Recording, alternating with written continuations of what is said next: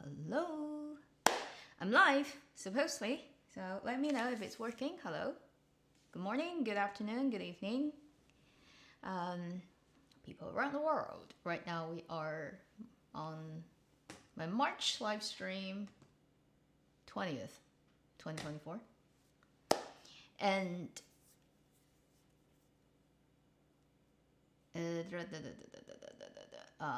yeah.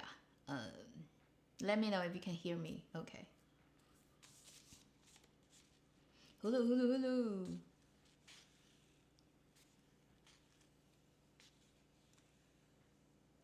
Swordsman 3. Swordsman 3, The East is Red. What is that? Is that a film? Hi. March. Happy March. Hope the weather is treating you kindly where you are. Where I am, it's warmer than usual, but it's also very annoying of the sand that's been blown on the street now every day. Hello, hello. Hey, I know, it's weird. It's on Wednesday. I usually do it on Thursday. Yeah. This week, it again happens to be the dramas end on a weird day that I can't put a video out on Tuesday or Thursday type of situation. And I was like, oh, this is already middle of the month, and so might as well do the live. And then, because yesterday a drama I was watching finished, and it wasn't finishing until yesterday, so technically it's impossible to put a video out yesterday. So I'm like, yeah, well, it is what it is. So I'll just watch it, finish it, and then talk about it next week. Let's try to talk about 2 dramas, because I think I have at least 3, 4 that I'm watching at the same time. So it's just a weird timing of things. A live day. Oh my god, why? Why is it that very surprising? Because I do it once a month. Sometime it happens,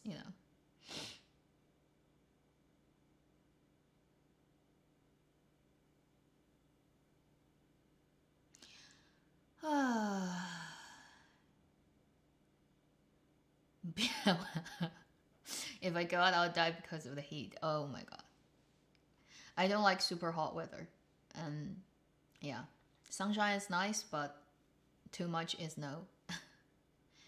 Angel Falls, yeah, Angel's Falls sometime finished yesterday. And it's like just awkward to the timing. I'm like, okay, whatever. I'm not in the hurry to get everything done, so we'll just take it, okay, one by one.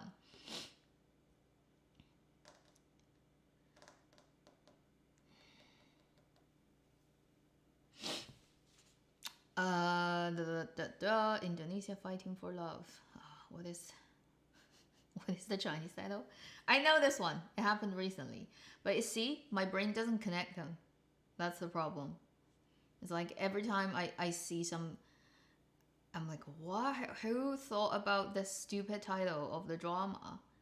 And oh, okay, yeah. See, I'm not sure. I'm not sure because I'm actually not finished yet. I'm somewhere in the middle, hanging there, and other things happened. So I was chasing the other ones. I heard it got a bit ridiculous towards the end, but then also whatever. Like this year, we really haven't had a big explosive drama up to this point, which is almost end of March now. That in any way compared to last year's popular drama, it's very, very, very quiet in comparison to previous years. Send you some howdy from Texas. I've been there only once, and I have to say the food is great there. I think because of the southern climate, and also just things are cheap compared to Canada. Like you go to diner and you eat a breakfast and you're shocked by the bill. Literally, it's like, this cheap? Kidding me? So that's the best part of Texas. A lot of meat and a lot of like just cheap and great. And being there only once, good and not cold,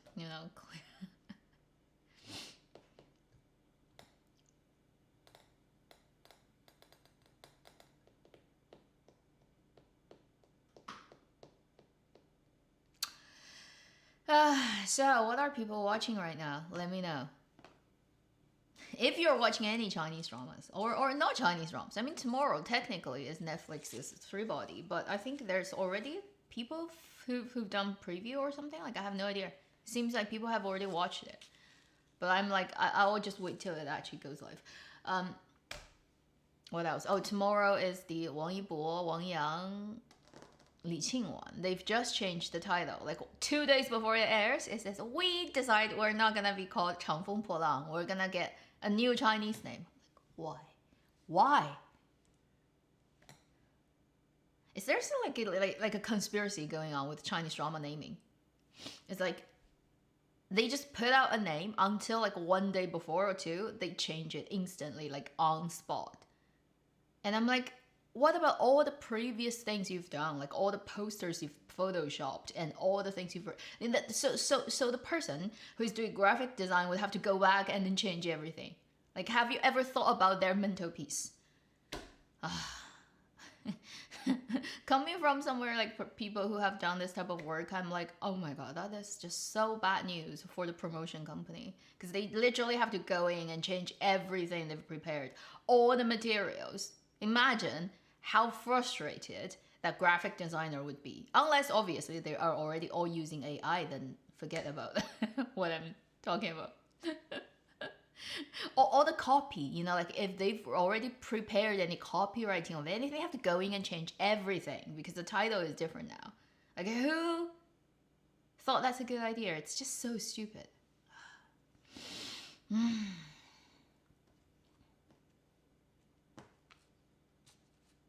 Wang Ziqi. Oh yeah, there's one. I remember Wang Ziqi has one. I recently just saw a trailer. I think watching Legend of Shen Li. Pegasus, Angels Fall. Okay, Pegasus. I need to finish the last couple of episodes. I'm behind because I was chasing other things. I know it's like if you pay money, you have already seen it, but I didn't want to.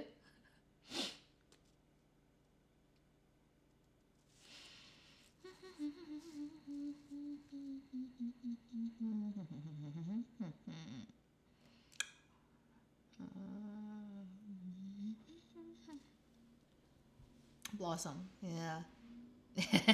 Blossom, yeah, I was watching that too. Is it Blossom or In Blossom? There are too many Blossoms. I totally don't know which Blossom is which. That's the problem. Okay, so I'm totally In Blossom. Okay, In Blossom, I'm watching that too. But totally, at the beginning it was just like for the beginning, and then later it's just for the plot and the male lead and the actual production quality that looks pretty nice. Does not look like a Youku drama. It looks like if you take the watermark of Youku off In Blossom, it appears to be 100% iQIYI production. Like the look of it, the style is so not Youku that it surprises you. If you don't look at the logo, you will not be able to tell it's actually a Youku drama. Weird, very weird. That like doesn't happen really. So I don't know what's going on. Yeah. So In Blossom, that one I'm watching, and I totally ignore the female lead's existence because her acting is just unbearable. The CG'd chicken in 雨凤行 Shen Li acts better than Ju Jingyi. Okay. That's how bad she is at acting. Oh my god. She's pretty, but she cannot act. And why doesn't she just stay there, be an idol? Like, she's a great singer. She's pretty. There will be plenty of red carpet and places for her to be. Just be an idol. Why not be happy with it? Why do you have to tarnish the land of acting? Holy shit. Wow, her presence on screen and on camera is just unbearable. And every time they cut between the male lead and female lead, right? It's like, I feel bad for Liu Xueyi because he has to act in a way like he cares about her, but like every time he shows that, it feels like he's cheating, because you've watched the first 2 episodes of Zheng Hehui's performance, right? There's no way that you can convince yourself that he can actually see in Ju Jingyi's acting the shadow of his real love.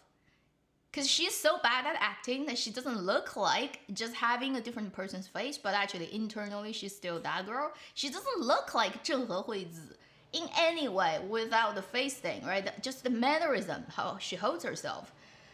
Oh my god, it's just a disaster.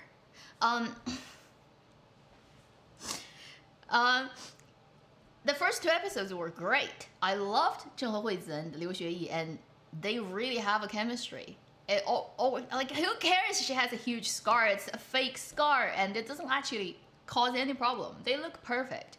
And as soon as Ju Jingyi shows up and start to act, it's like, this is what happens when you have a clueless person thinking that she's pretty. She's an actress, and she's acting.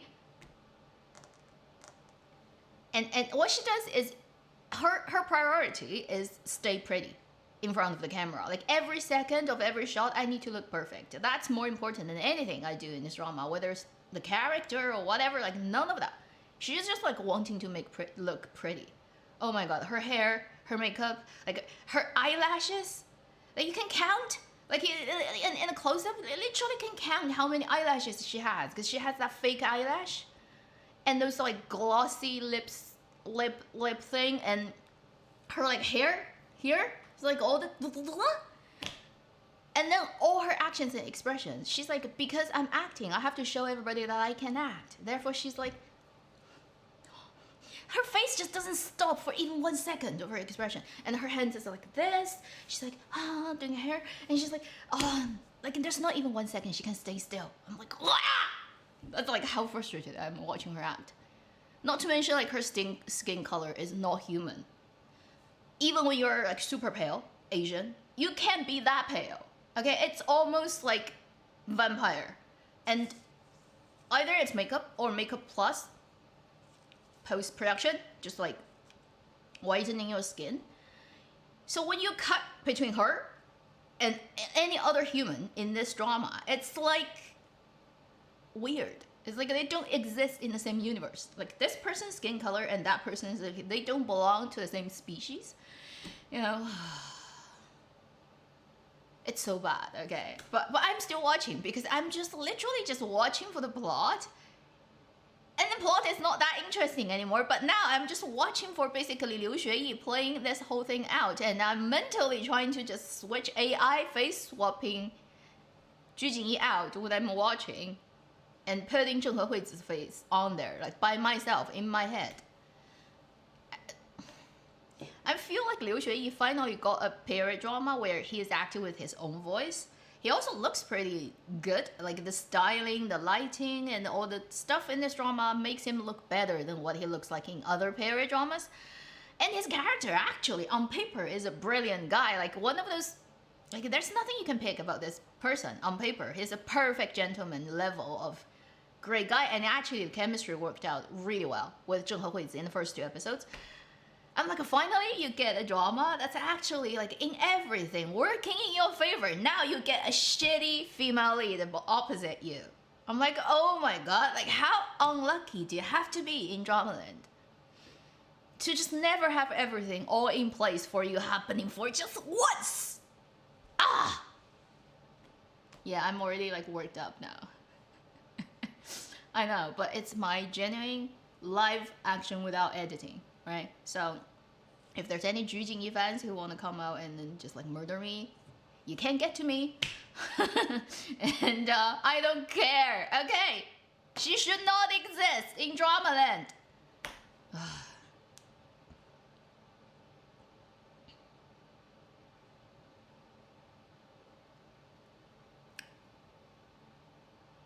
It's sad. That drama, actually, production quality-wise, is really nice. If you look at its set, costume, even when it's not like the better than anybody else, it's actually on a very comfortable level of everything, and they really do make the visual quite textured. Nothing looks super cheap. It doesn't use the typical Youku color filters to make it really, really idol drama. It really looks very aiqi. It looks very aiqi. And, you know, given all those things in place, and even the songs sounds pretty nice, and production quality is all good, it's only the female lead. It's like, only she is the problem. If she's not in there, oh my god, this thing will get saved. I'm like so annoyed. And this is so funny because you never have this situation previously with a drama where you have the face swapping happening between a proper normal actress and somebody who cannot act to that level, that it's like the drama unintentionally literally did a live experiment of the typical sort of like academic studies that you would do, right? You would control all the variables and only leave the one thing that you can compare to each other, right? So this is like a live experiment.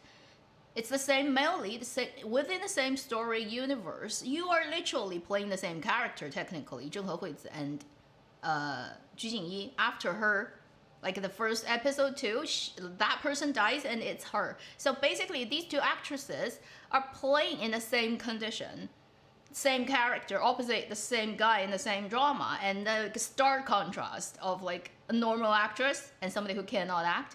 And this time, there's no excuse. Like, her fans have no excuse anymore in saying, oh, this.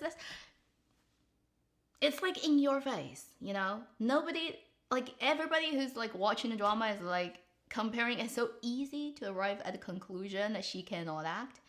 You can't run away from it anymore. It's like, this is the perfect experiment to show you, like, when you cannot act and you're acting, what happens to a drama. And it's just it's in itself is so ironic and funny, and oh my god, I feel very bad for the character, for the male lead, for the whole production. And I'm also, there's only one thing that I really think Ju Jingyi is epic at, and no other human probably in this world, maybe only the Kardashians can overdo, is she has this, she's like her character, original character in this drama, where she goes to extreme end length to make herself look pretty. She's the extreme beauty vlogger who would do anything to make themselves look any better. And she has a really good sense of what part of her needs to get improved to make her prettier. A lot of people do plastic surgery and it makes them look worse. She knows how to make herself look better, so that I'll give her. She has that. Also, she has this superhuman strength of dealing with the hair, like she has in the drama, where she has all those things that's flying on her face constantly, all those strands of hair rubbing against her skin, her eyelashes, her lips, and then getting into her eyes, and she's not itching, she's not like she can hold and act while all those things are rubbing on her face. And I'm like, wow, I can't do that. Like, wow, oh, what? What am I doing? What the heck? Is that, this is Streamlab, probably? Like, that thing? Because I haven't done anything. I didn't set up anything. It just gave me fireworks. How weird.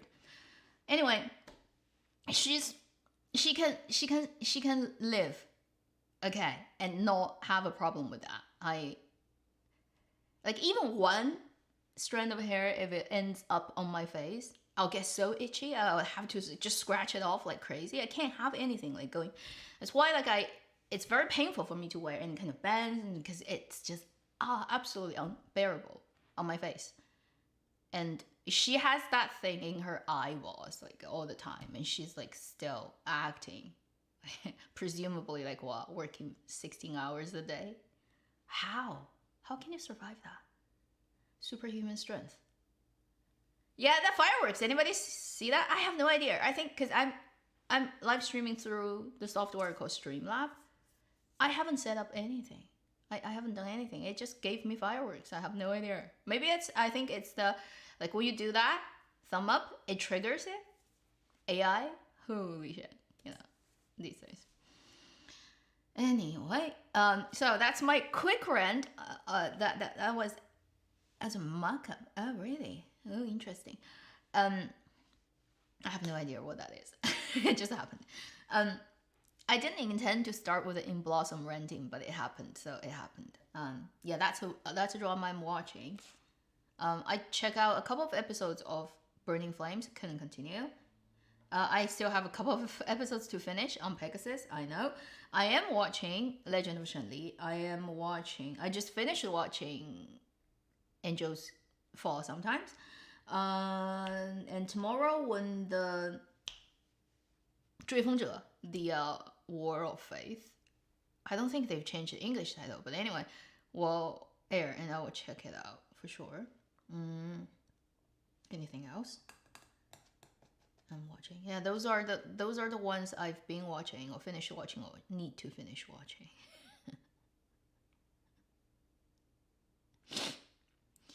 Oh really? What happens thumbs down? Like, is it not gonna be fireworks? Can someone tell me if you don't do thumbs up, you do some thumbs down, what would happen? Explosion? Movies. I haven't well, here in cinema I haven't been to anything. In China, well, the ones that screened I wouldn't be able to see until later when they go online. You like Wang Yang, watch him read a phone book. It's like Tom Hiddleston read Pie.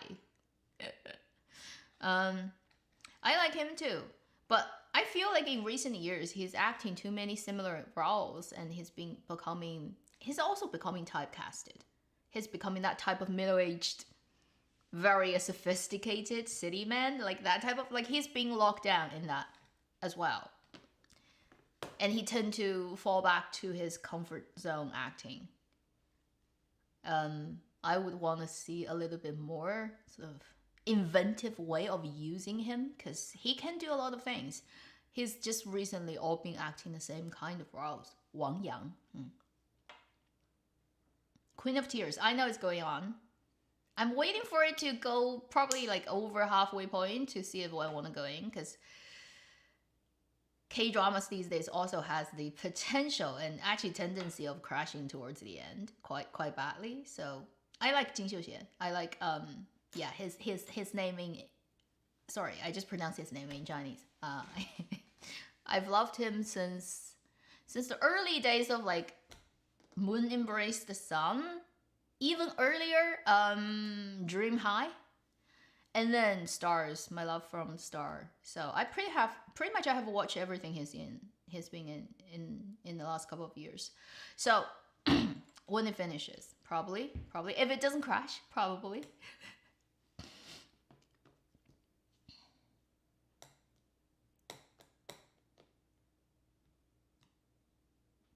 Lost You Forever. Yeah, who knows when the second part, because they should be able to put second part out now. In terms of timing, it's all good, but I don't know, maybe they have different plans for scheduling things.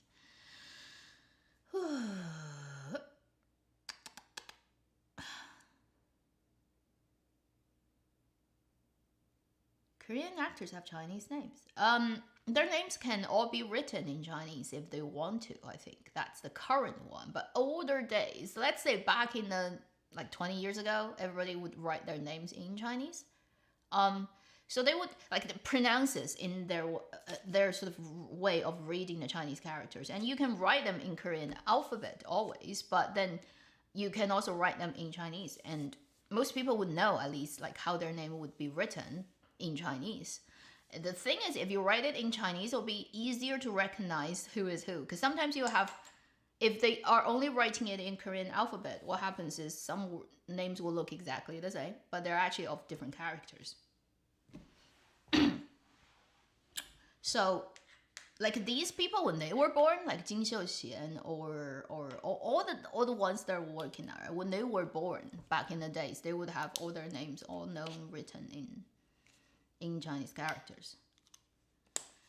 It's a lot easier basically to work with it. Just because of how the language naturally developed to this point. Because Korean is technically an alphabetic language, but sometimes it creates sort of like, you know, like can't tell which one is which. So when you have a Chinese character put there, then you will easily know.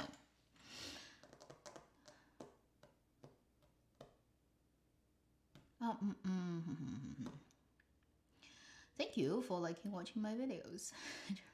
Yo, yeah. Xu Zhengxi quit.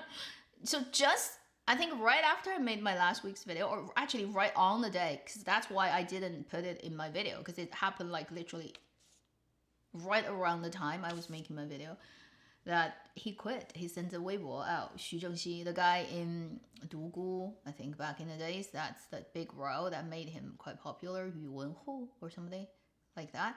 And then recently 永安梦, right? The 永安 Dream with 欧阳娜娜, and then last year with 孟子义. And he's done and 虫子, you know, last year with 虫子 and Yang Chaoyue. He's done so many period dramas in the last couple of years. He publicly announced, I'm gonna finish the work I've already signed up to, like the projects, and then I'm quitting. So basically, he no longer take any new jobs, and he's quitting acting. Xu Zhengxi, the guy who's got a very deep voice. Yan Yufu would be one of his best performing drama in recent years with Qiao Xin last year or the year before. Yan Yufu. What's the English title? It has an autumn in it somehow. I can't remember. You know who he is. Yeah, that guy. That guy who, in 虫子, right? Last year was Yang Chaoyue, and also with 孟子义, 花琉璃, in that drama. He's quitting. He did. He sent out a public announcement, autumn ballad. Yes, he on Weibo. He's like, saying goodbye. Basically, in acting, he's not doing acting anymore. After he's done everything he signed up to, which I think he still has a couple of work gigs he needs to do, and then he's not taking any new things. Seemingly it's because he doesn't get roles he wants to do, and his agency doesn't give him. Basically, he wants to do things, and his agency just doesn't give him opportunities to do these things, and he's like, I've had enough. Probably he's also have enough money to not worry about things, and it no longer is fun. You know what?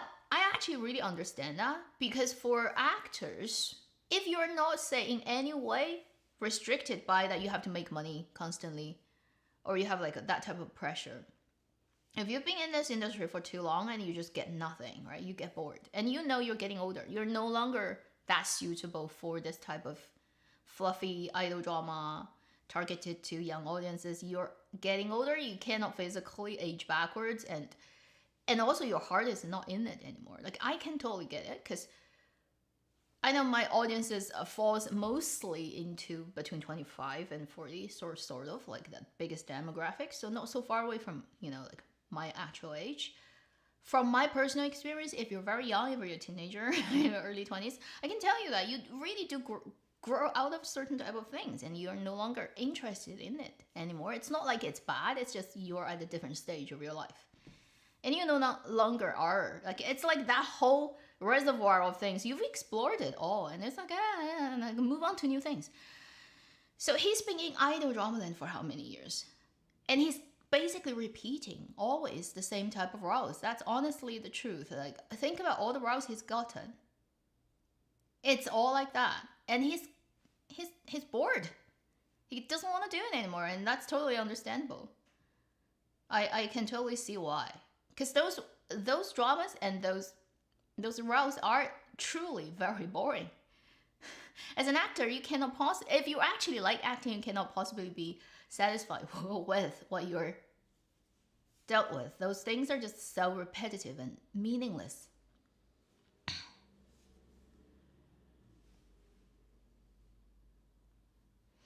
So I totally get why he's doing that. If like he move on to other things, and if he he's not financially like in any way sort of tied to that, then why not? Like those type of period idol drama land honestly is very boring. And you've seen my Hengdian videos, right, of people working there and what it's like. And if you're in 3-4 dramas every year and you're constantly in that place, you're living in hotels, you're surrounded by the same type of repetitive things that goes on. If you are somebody who really questions about your purpose of life, you may get really lost, and it may get so, like, I don't know, existential crisis. Because I would feel if I have to do that type of work day in, day out, years, I would be so bored. You've seen what kind of working environment it's like. It's not that glorious. Like, yeah, drama looks cool when you're promoting it, dressed up on a red carpet. But when you're actually working like 250 days a year, day in, day out in those environments. And you're like, what am I? Like, dress up, right? You're just plain dress up. And at one moment of your time, you probably would suddenly stop and think, what the heck am I doing? I'm just reading out those silly scripts of like what? General, emperor, princess, fake heavenly palaces and gods.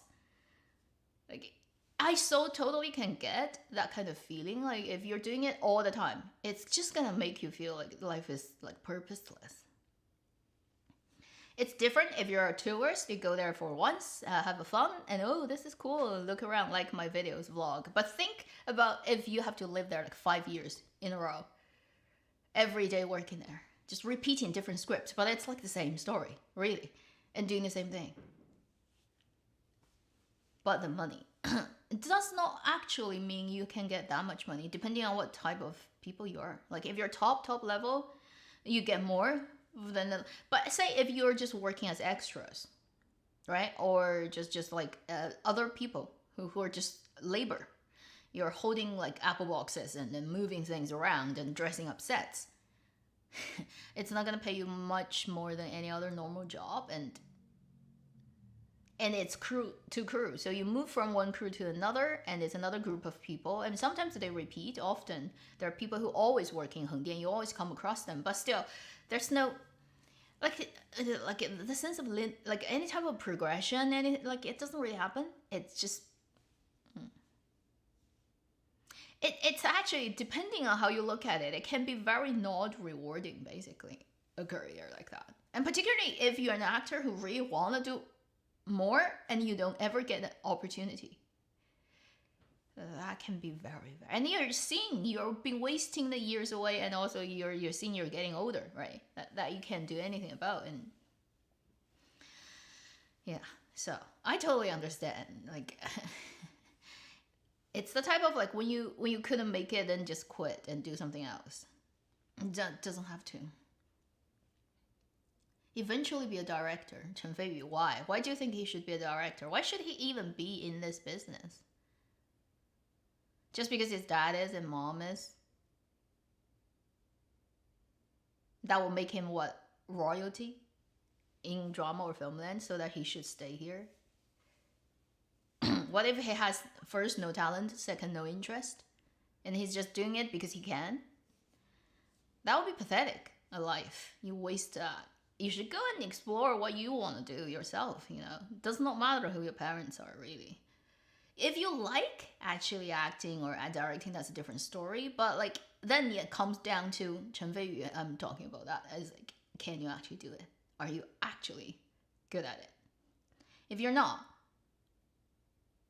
and then it begs the question, like, are you staying in there just because you can? And then you're going to constantly put out crappy stuff, and people are going to constantly laugh at you. And if you're okay with that kind of life, that's fine. But I'd say that's kind of a waste of your life. You know, you should go and explore what you can and do and enjoy doing, and actually can create some kind of value for other people. He can act. In terms of directing, that's a skill. Okay, direction, in my opinion, is not something you learn. As like, I'm a surgeon, I'm going to learn how to cut this open and take the tumor out. That's a very specific skill. Or drive a car or a plane. That's the type of thing you can go and get trained and learn. Whereas direction is more of a cumulative knowledge of how to tell a story that usually just cannot happen to a very young person. Unless you have, like, I don't know, 10 times lifetime's memory in your head, and you know how to deal with people, you know how to go on like a big crew with 100,000 people and then have a very good idea of how to best utilize everybody with your time constraint and budget constraint and everything.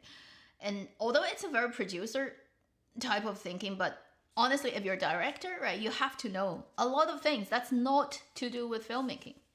It's to do with, for example, how to talk to people, how to inspire them, right? And you have like 5 people here, and you have to organize them and how to make them work best to give you the result you want. And you have to know in your head what kind of result you want, what kind of film you want, what kind of story you're telling, what style, what and even like having a good idea about what is right now going on in the world and what may be popular, unpopular, what you're doing, whether it's gonna cause controversies or whether it's gonna like so many things. So for a director, he or she has to know so many things and do very well, sort of like managing them together to create an outcome. I wouldn't call a director something that you can learn at school, like a skill you get 4 years degree and you come out and you're good. No, that does not happen. Directing is something that you accumulate over time and gradually polish that. So being a director, being a good director, usually doesn't happen to a person until like they're in their 40s, well into 40s and 50s. It cannot happen when you're 22. And if you're like a genius director of 22 years old, then you may be doing a low budget, small thing that's your passion project that you've been working on personally and it's deeply attached to you. That's possible. Usually that's like independent movie, it happens once, but then for this person to say, repeat that in 3 years time, do another one that's as good as this one usually does not happen. Because realistically, you don't have that much reservoir to pull things out. And I'm not saying that there are not geniuses out there, okay? But also I'm saying directing is just too not specific. And for a very young 20-year-old person, like where do you even get that experience? Like I said, if you remember all the lifetimes in the past, then just like ignore me. But if you have none of that thing there, and then nobody is helping you, okay? You cannot cheat. You cannot have like actually a super team that's your parents' best friend or your parents themselves. It's like guiding your hand to do all that. Like you're actually there doing it on yourself. It's not that type of job. I don't know.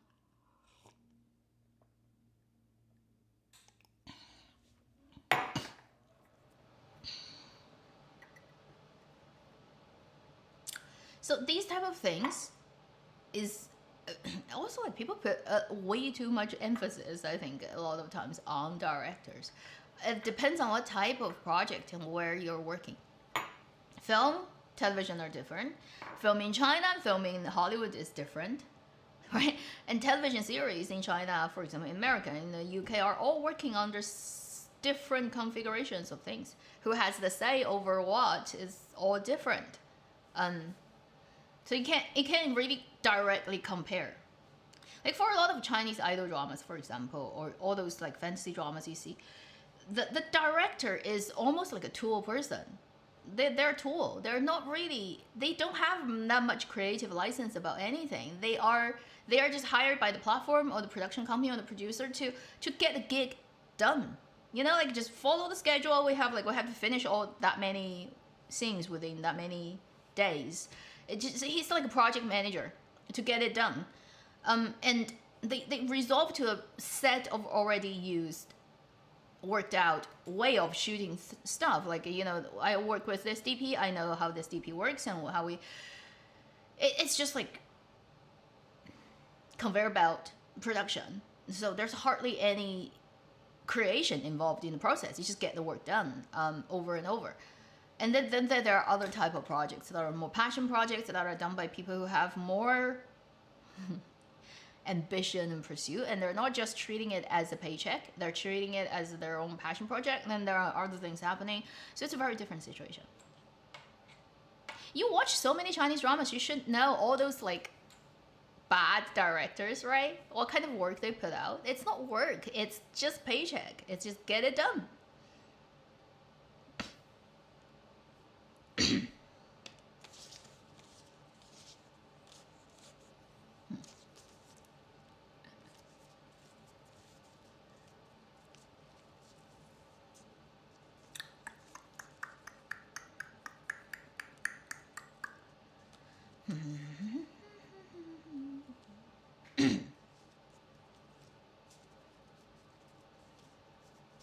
Yeah, well, Chen Feiyu, he's got famous dad director, but doesn't mean the dad himself is a good director. I never really ever, in any way, thought of his famous dad actually being a proper director. But I know that's like here's suicide, but who cares? Um, truth be told, his dad is not a good director. So, like, if you're talking about watching him directing and learn from that, I doubt. And also, like, genetically, probably doesn't happen. I'm ruthless, yes, I know, but the truth is, his dad also cannot really direct very well. And the type of guy, right? Just like looking from a totally gender perspective, like as a woman, looking at that kind of man, so the type of man that I would not even want to talk to, and would be so full of it. Like, I'll get so men like explained that I'm just like goodbye. His dad is like such a character. Yeah. No.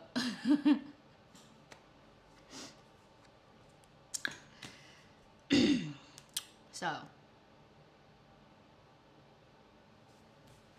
世界只是一个草台班子. Okay, if you understand what I'm saying in Chinese, you know. There are a lot of people who are literally 草台班子, but they think very highly of themselves. And then through whatever coincidence of the universe that they get to the position that they are in, and it's very easy for people to misinterpret that as whether themselves or people around them, to think that they are the chosen ones, they're the better than others, they're the talented, and often it's not the case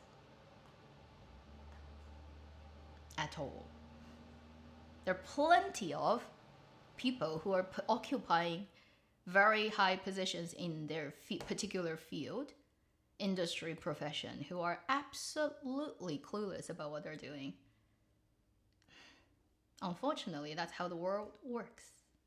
And fame, money, all that can come with it, usually actually doesn't come with the fact that you're better than other people doing your job. It comes from other things. And it's very rare to find somebody who's on top of their like game, who are actually like really good at doing what they do. Like, there are definitely people, okay, for sure, in every profession and field and whatever, there are people who are on top, who are genuinely deserving to be on top because they really are that good. But then there are a lot of huns too. Okay, there are a lot of huns too. And sometimes they don't even know there's huns, and other people don't even know they're huns, but they just happen to be huns.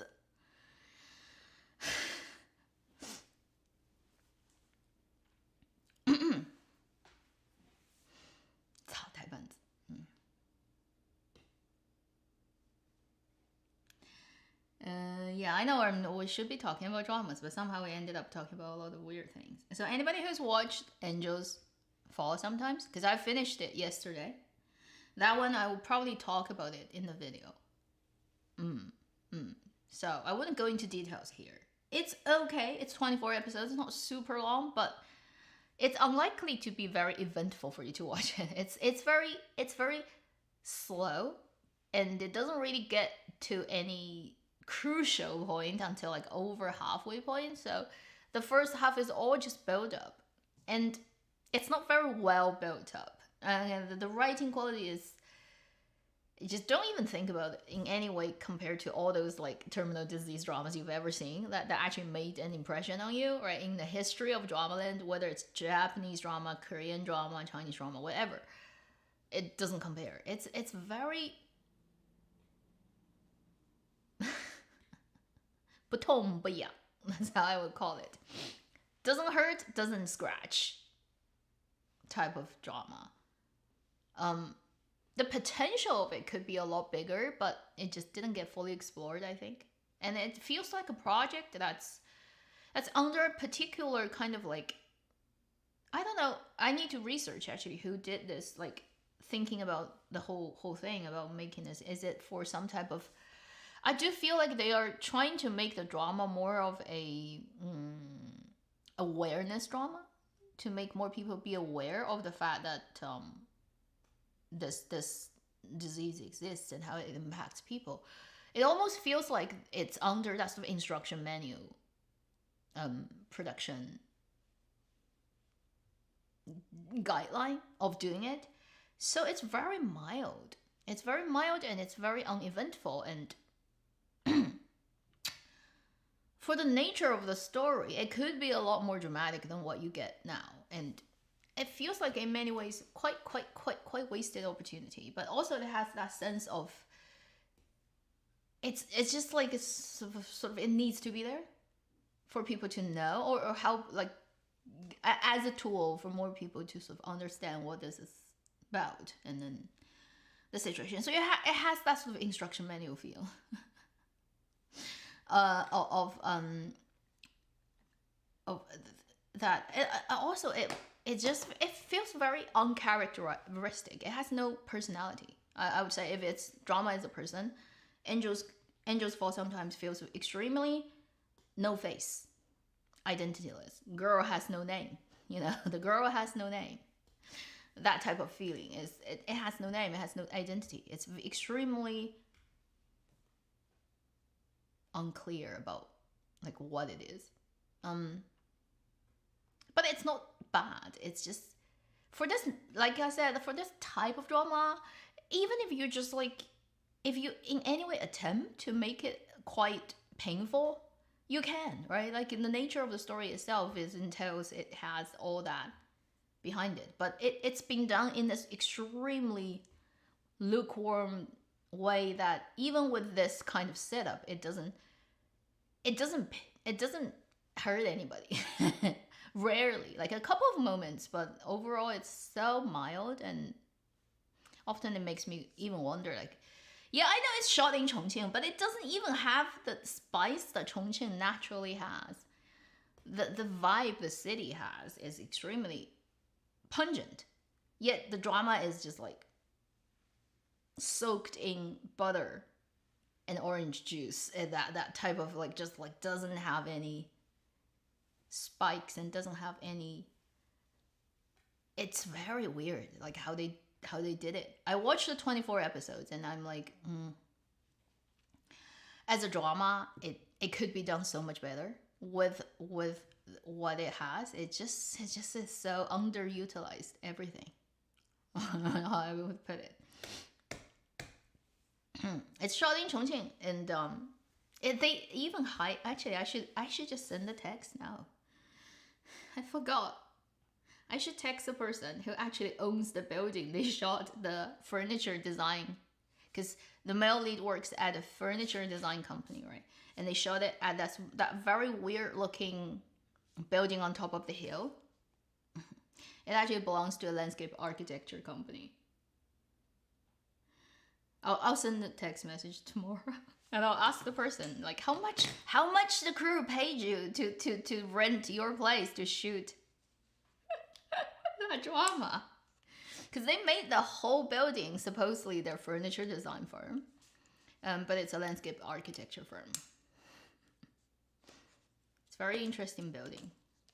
It has like on the outside a lot of ivy, a lot of plants growing the green wall, growing on there, and it actually makes the building a lot cooler in summer than usual if they don't have that layer of vegetation. It's pretty interesting.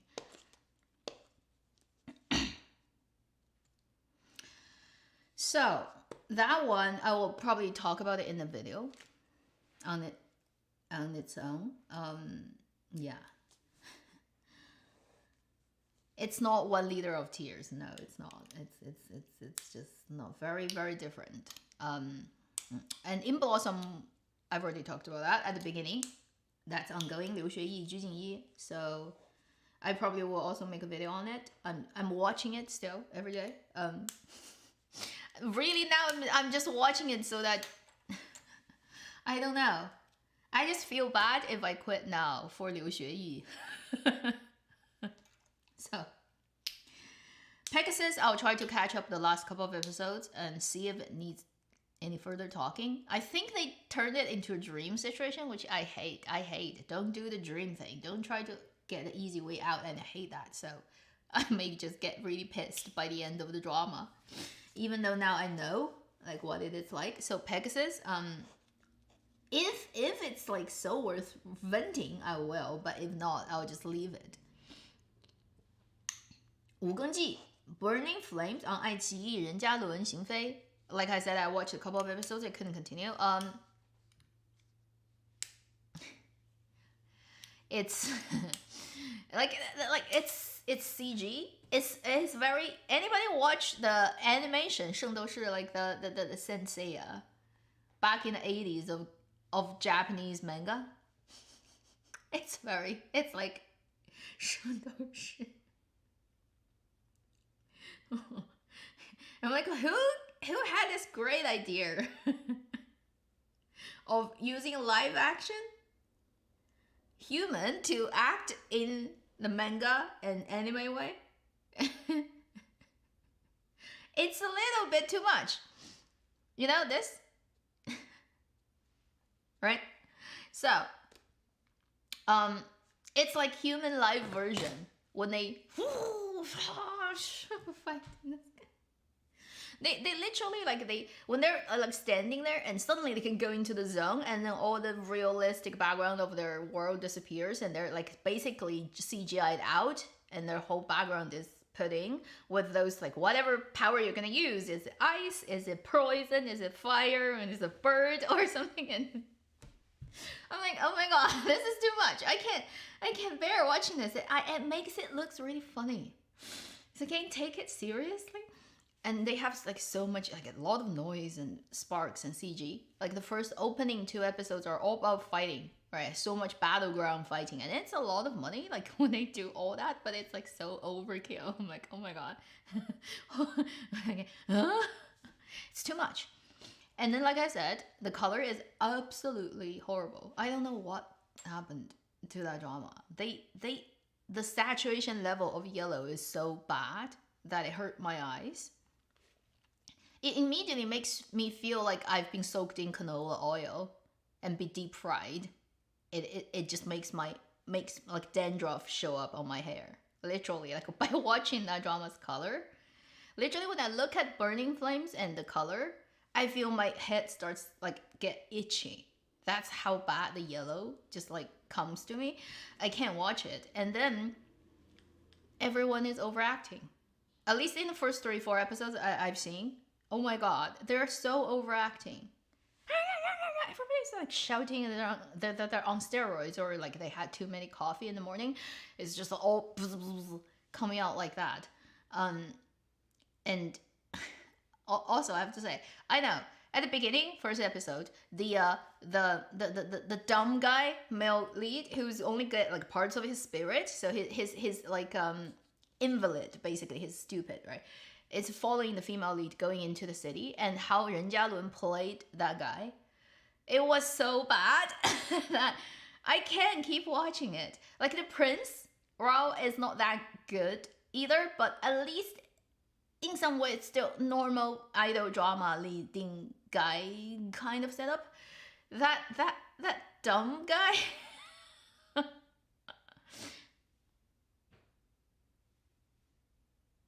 Like that's Ren Jialun's idea about how to play something who's like mentally challenged.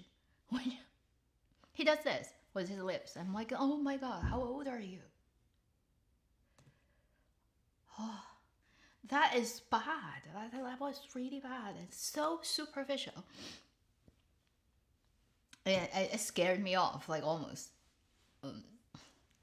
How old is he? I forgot how old he is this year, but he's still repeating those roles.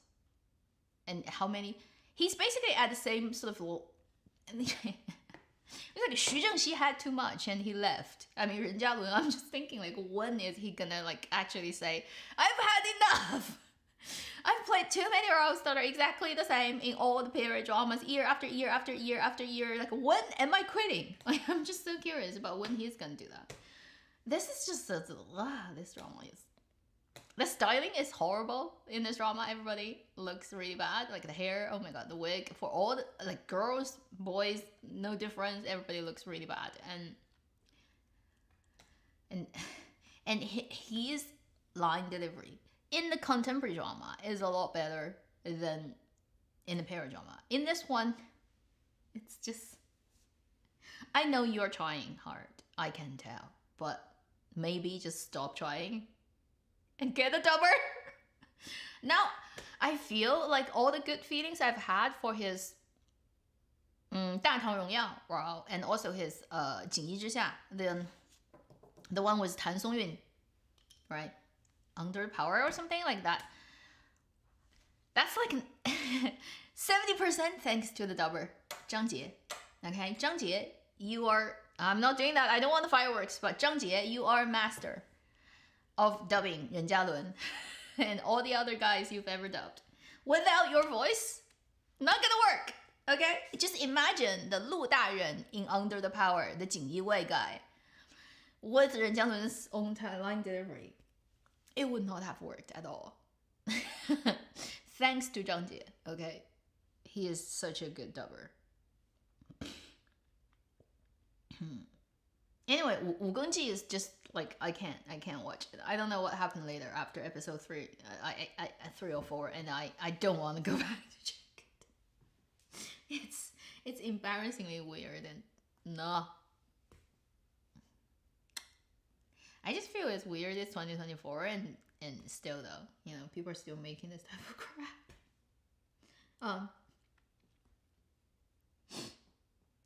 I hope there aren't that many Ren Jialun fans here.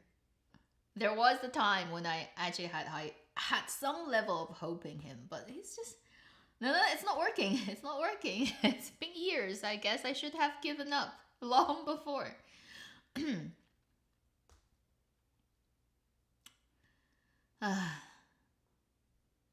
What a pity.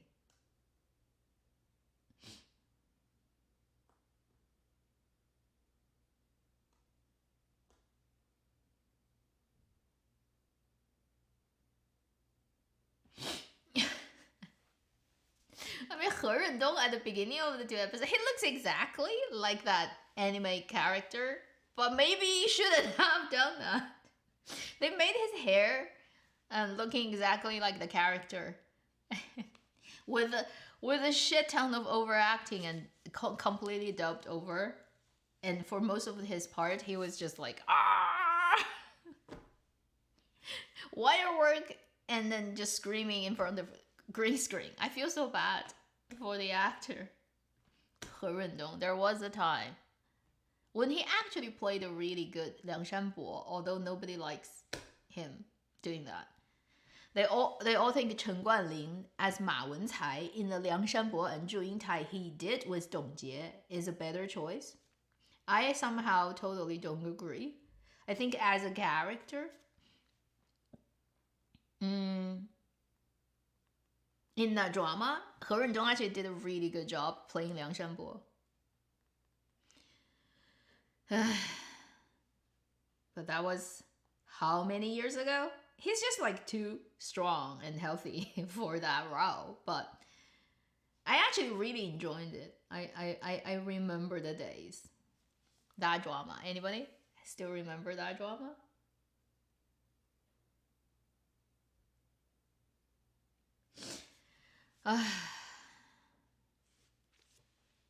Time flies. That drama, the Liang Shanbo and Zhu Yingtai with Dong Jie and He Rendong, has a killer album.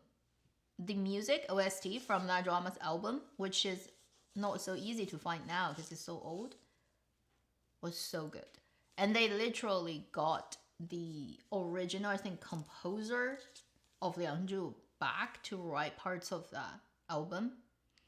It's really good as OST. There are so many different, like back in the days, you know, it's not now. It's like over, 15, 10, 20 years ago. So well written. And it's a big album. They have like, two albums, 1, 2 for that drama. And those music are so well written for your drama. And around the time when the drama was made, I don't think anything compares to it. So if you are curious, you can go and try to find the OST album of the He Rendong and Dong Jie Liang Zhu. It's so good.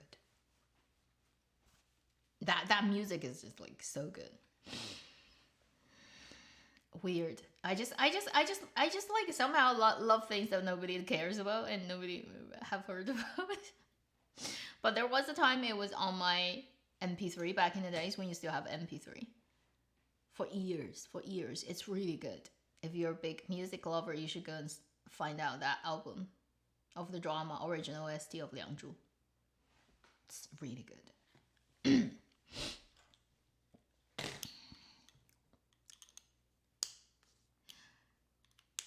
I don't do those anymore because fandoms is crazy. Like back in the days when I do those videos, it's okay, it's not so crazy. Now it's like you can't talk about any actors and actresses, good or bad.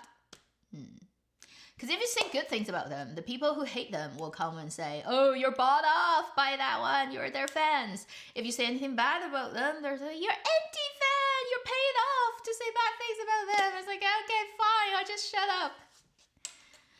Anyway, also actually, honestly, when you actually got down to, say you have a project on hand, and now you need to go and cast people, right? For the right age, right, whatever gender, look, and all the things that fits your need for this role. You start to look at the problem from a casting director's perspective, and then you scour Dramaland in your head, which I am really good at, and I have a lot of reservoir and faces in my head, I think more than usual person, okay? Over the years, because I've done this much drama review. And you find, holy shit, there's hardly any choices. Like for your need, it's so hard to find actors who can, and you realize, actually we have a lot of working actors, but they're all kind of like unusable for this reason or that. And it's very, it's, you know, it's weird. Like you have like so many people in Chinese dramaland and so many dramas coming out every year. And actually when you think about how many people are just like a revolving door, they just come out in this different projects, and it's those people. It's those like handful of 100 people. No more other people. And you, and even within the ones who are successful and well known, right? You realize actually for your project, when you think, can they play this role? Can they act in the way you want? And you're like, that one can, that actually cannot. That person, no. That person, no, too fussy. That person, no, their fandom will kill you before you even cast them. So like, at the end, you're like, I actually am left with no choice. Often you come up with 2 people and you're like already crying because you can't even think about another person that can fit in. Only when you get to the point when you need to cast, you know actually how bad Chinese dramaland is in terms of providing different people who can actually potentially do your project. You're so limited, unbelievably lacking usable people. And only when you actually get to that position, you would realize it's the case.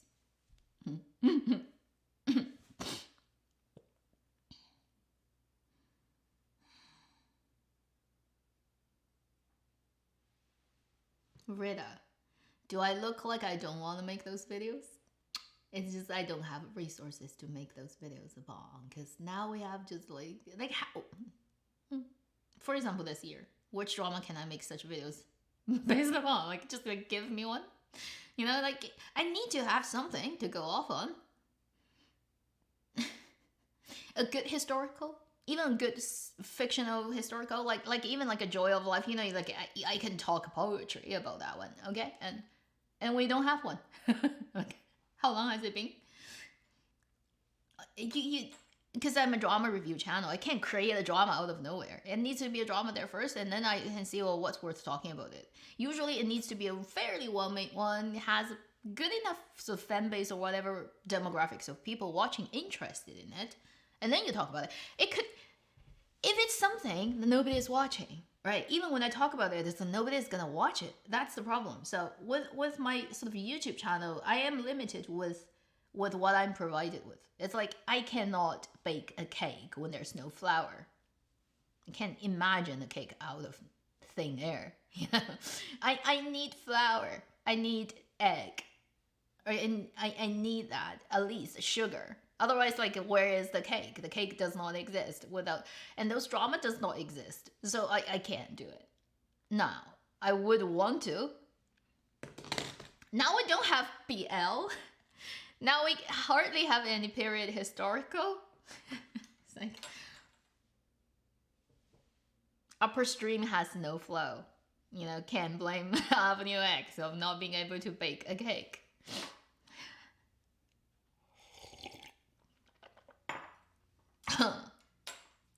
Good old days of BL drama is done.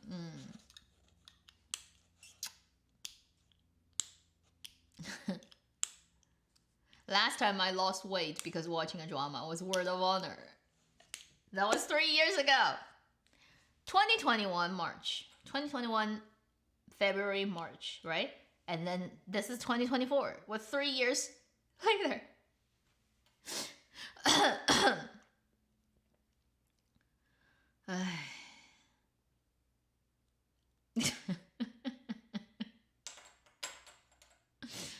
That was 3 years. That was 3 years ago. Can you believe it? That was 3 years ago.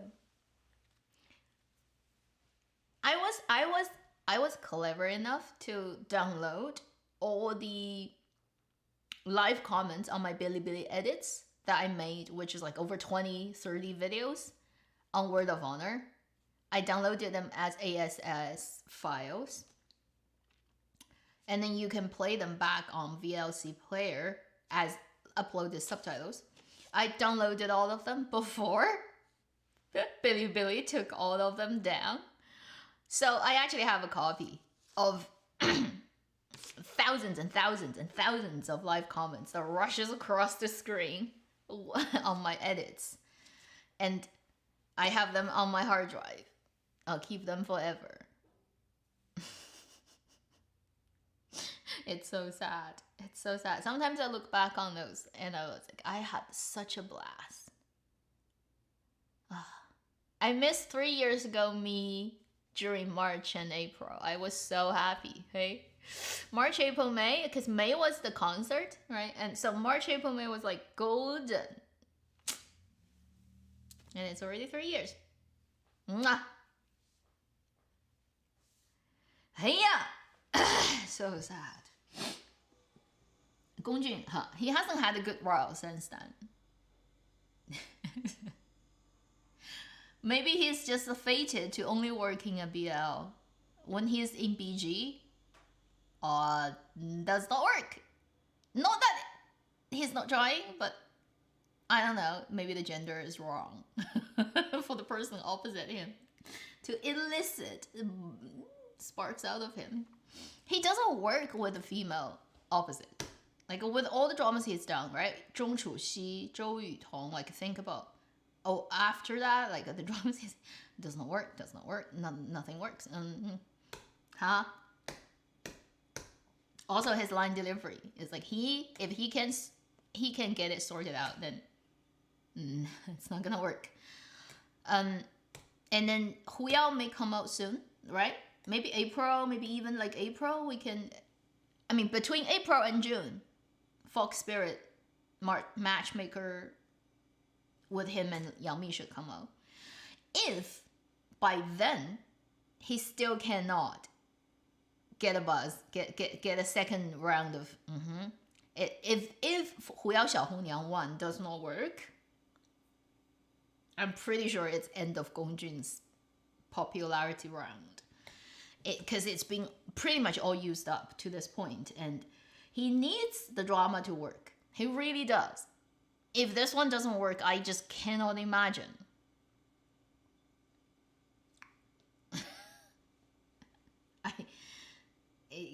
This one needs to work for him, right? If it doesn't work, then I'm like, yeah, probably it's done. Well, we shall see. We shall see. We shall see. For those Huyao Xiaohongniang dramas, it's hard to tell. It's so hard to tell. The second one, Zhang Yunlong and Liu Shishi, is that gonna work? You don't know until it comes out. I have my worries about that drama, but when it comes out, we shall see if my worry turns out to be true. And then the third one was with Li Yitong and Cheng Yi, right? Yes. That is even further down the line. Who knows? Cao Lanjue worked once for the company and for that producer. And I think, unfortunately, it warped his idea too much of... It's like the survivors' misjudgment of...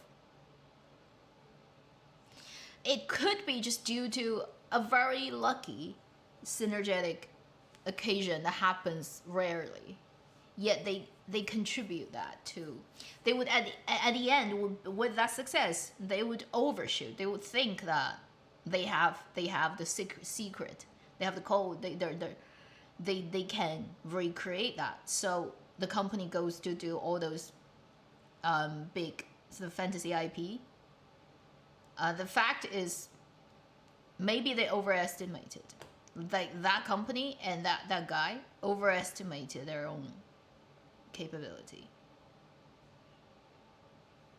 Well, that's why like Love You 7 Times last year was like such an epic flop and made the producer go literally nuts on the internet. I don't know. So that makes me worry because this guy probably doesn't really know his depth, which means all the projects that he's done afterwards are like a kind of wobbly.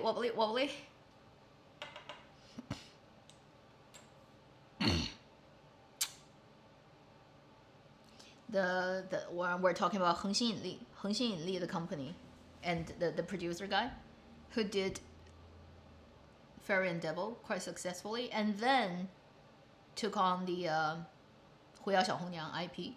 Also did the 7th Time, didn't work. Also did the contemporary drama with Gong Jun and Zhong Shuxi. That hardly created a splash. So that makes the thing a bit unsure. Let's see. If April, we will get to see Hu Yao Xiao Hongyang.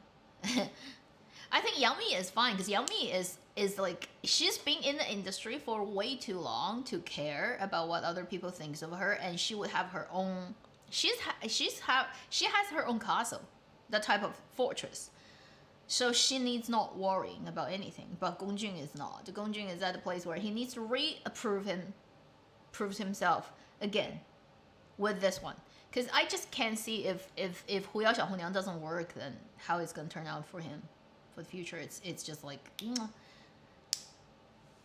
usually BL explosive fame lasts 2 years. Afterward, you have to go and find other things, right? You have to switch. You have to find new ground. Otherwise, it dies off. It dies off. Like if you're epically explosive, 2 years most. Not epically, 1 year. Think about, for example, Ding Yuxi. Back in the days of Tiger and Rose, that drama was popular that year. It pretty much lasted him like a year or so.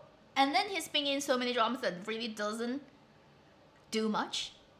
Then he's now, again, almost like nobody really talks about him. So, for epic fame that can come out of a BL drama that usually lasts longer just because demographically, you know, the audiences are female. 2 years. So he's already 1 year overdue. I'm just saying, Gong Jun is 1 year overdue. If he cannot make it happen this year, it's just gonna be bad for the future. Since we're talking about Ding Yuxi, I did watch parts of the White Cat Legend. I didn't enjoy the cases at the beginning, and the last bit I watched just because I want to ship. There's nothing to ship, therefore you have to just find sugar to ship yourself. So I shipped him and Wei Zheming a little bit. The general and the cat. Qiubing. Anybody watching this live stream who's shipped a little bit of Qiubing? But because Qiubing has so little material, there's only that many shots and that much screen time when their story is ongoing.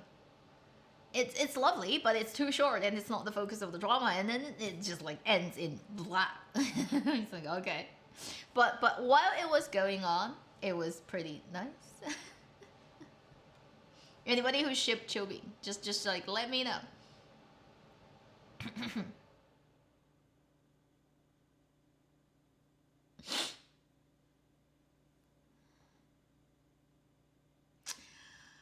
Particularly like Wei Zheming's general like that drama actually doesn't do justice to either of them in terms of like the styling. Doesn't make them look good. It could be a lot better. Both Ding Yuxi and Wei Zheming with their wig and costume, they could both look a lot better. They didn't do the best, but still with what we have, it looks good. I ship them. I really do. It does work. Unfortunately, we just don't have that guy anymore. They should just go off and do a second drama together. And also like the particular that design, I find it's really great of the Wei Zheming's Rao shooting the arrow. Before he does that knocking on the teeth, and I was like, wow, that's like such great design. It's like two gestures, but it shows the character and it looks super cool and it makes him look so cool. Everybody who does an edit on Bilibili of his Rao as the general would take that shot. Before he shoots the arrow, it's like knocking on his teeth. I haven't seen anybody doing that in dramas previously for a close-up of a character who is about to shoot an arrow, and he's just basically signaling the other person, I'm gonna take your teeth out, right? And it's just so cool. And I really love that, and it's a great design. Whether it's actor or the director or whoever designed that, great. Oh, I need to do it probably for 3 seconds for the fireworks. Anyway, I enjoyed their storyline and their friendship and the obviously the sad part. Otherwise, you wouldn't ship it. But it's too short and it's not the focus of the drama, and the rest of the drama is boring. So I wouldn't still recommend the drama to people to waste your time to watch the whole thing just so that you can watch the last bit of that part. But that part was nice.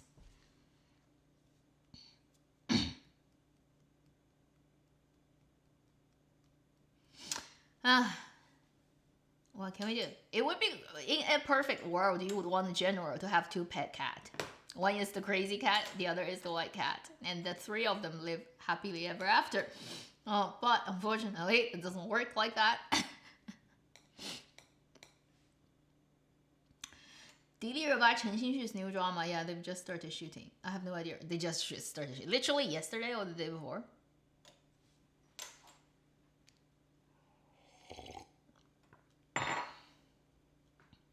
Well, at least you have 2 Nongyan facing each other. 2 what we call like the heavy style beauty, which is like strong feature, dark eyebrow, very very strong bone structure, very sort of like shockingly looking good looking face. At least you have like the height is perfectly matched. Both of them are having that very strong feature face. You can only pray for the styling to not make them look ridiculous, to work with their features and not crazy skin smoothing. You know, Chen Xinxu is so suffering from skin smoothing. He looks so much better when he doesn't get skin smooth. When he gets skin smooth, he looks like an old auntie.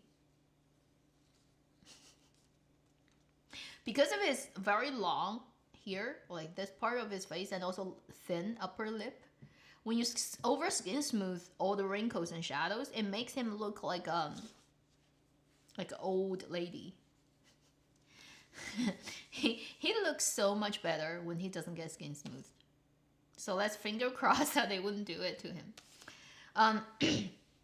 You're so pretty. Thank you.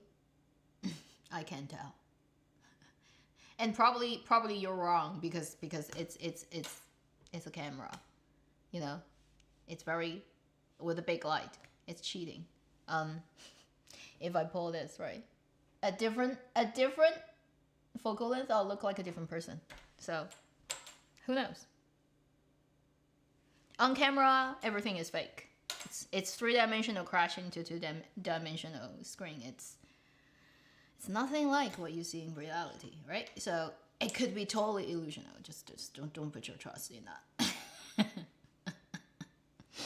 Okay, so we haven't talked about Yu Fengxing. Let's talk about it.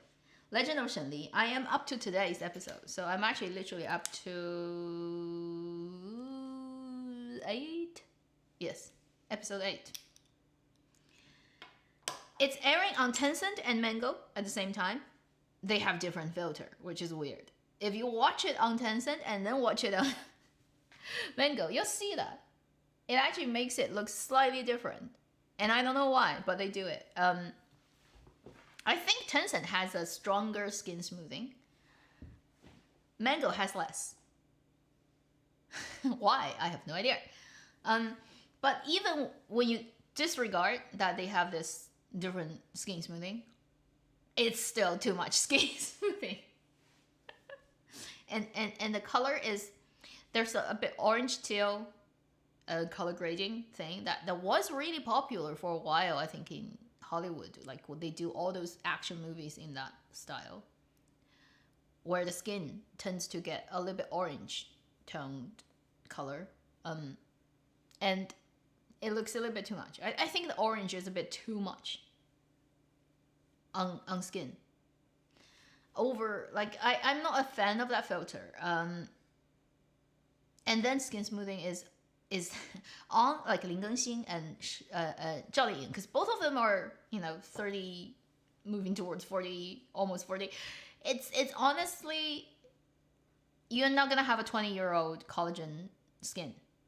And if you look at, in the drama, the younger actresses, they don't get skin smooth that much. And if you're within the same shot, they're talking to each other, sequentially you're cutting, you see on the younger actress very little skin smoothing. You see the texture and even the foundation powder, and it looks okay. Then you cut to Zhao Liying. Her skin is completely plastic. You can't see any detail at all. So they skin smooth people at different level. In a way, I understand. It's idol drama. You're trying to create the illusion. You're trying to create that ageless look of gods and whatever. But it also sometimes is, because you're basically every frame you need to digitally touch it up.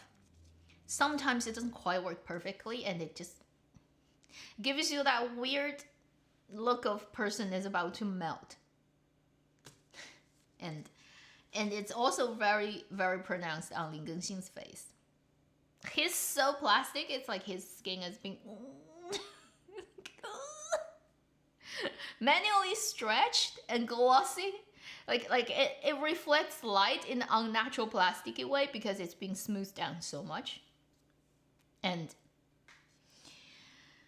I'm not like, I can't watch it, but it's it's a bit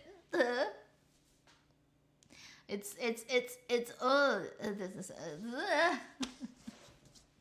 I honestly don't mind if people don't look perfect on camera.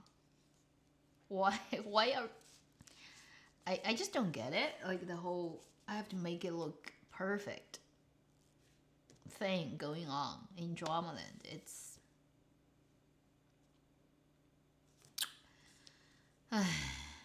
so over skin smooth is one thing of Yu Fengxing. The story is pretty old fashioned, let's say. Can we agree on that? It's so old fashioned. There's not even one element of it that you haven't seen. Maybe the only really like cute part I feel is the CGI chicken. it's a really cute chicken with very cute facial expression and very good dubbing. Like the chicken's monologue in her heart is absolutely adorable.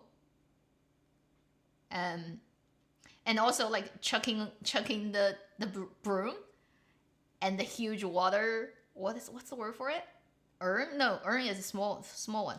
The big one, right? Throw it onto the mountain. Gongza! That part is cute. Like she just literally chuck it away. And also the broom lands in it, right, on the top of the mountain, so that he's never gonna get it back. That's pretty ridiculous and funny. I mean, those little things they're cute. But in terms of the setup of the characters, it's like, yeah, you've seen that. All fantasy idol dramas have exactly the same setup. Like nothing new at all. Come on, let's be honest. It's so old-fashioned. You can guess every step. Every character, even if you haven't read the original novel, it doesn't matter. Every character, when they show up, you immediately know who is his or her relationship with your male lead or female lead and what's going to happen later. Because it's just that obvious. Yeah. So far, actually, the part I enjoyed most is the chicken. Unfortunately, it's a CG chicken. It doesn't even exist. It's the little bit of comedy you have when they're in that little hideout place that they live in the mountain. It's pretty, it's real, it's a real set, it's not green screen, thank heavens. The little bridge, the village, the water, and obviously the intentional pulling him out of the water, because they know everyone is waiting for you when you had to be fished up from the lake where he's been sinking there for like what, 10 years or 8 years. So they did it intentionally in the drama to make him fall into the water again so that she can go and this time grab him, right, and take him out. But unfortunately, by his hair, which again is like the intentional sort of playing audience's expectation and also put a twist on it to kind of like cancel out the seriousness of the moment. So I like that part. Pretty cute. The whole pulling his hair so that he can get rescued. Like those little moments are cute. But in terms of the setup, the story is very old-fashioned. It's very, like almost nothing you can say about like surprising or refreshing or unseen. No, it's just very, very familiar old tropey stuff. In terms of the two of them, Lin Gengxin, definitely, I think he's too old for this type of role. Now, even when you with all the skin smoothing and even like I know he appears to be quite bulky in a way, but he's not. Like he's actually thin enough, but still for this particular character, because what he was like in human realm, he's a very sick person. And it's due to all the things he did when he comes down to be a human for one lifetime, that he is a sickling from the moment he was born. And it's just, like look at the size of Lin Gengxin, right? His height and his shoulder and his Dongbei-ness. He's more... You feel like it's just impossible for him to convince you that he's a very sick and weak person.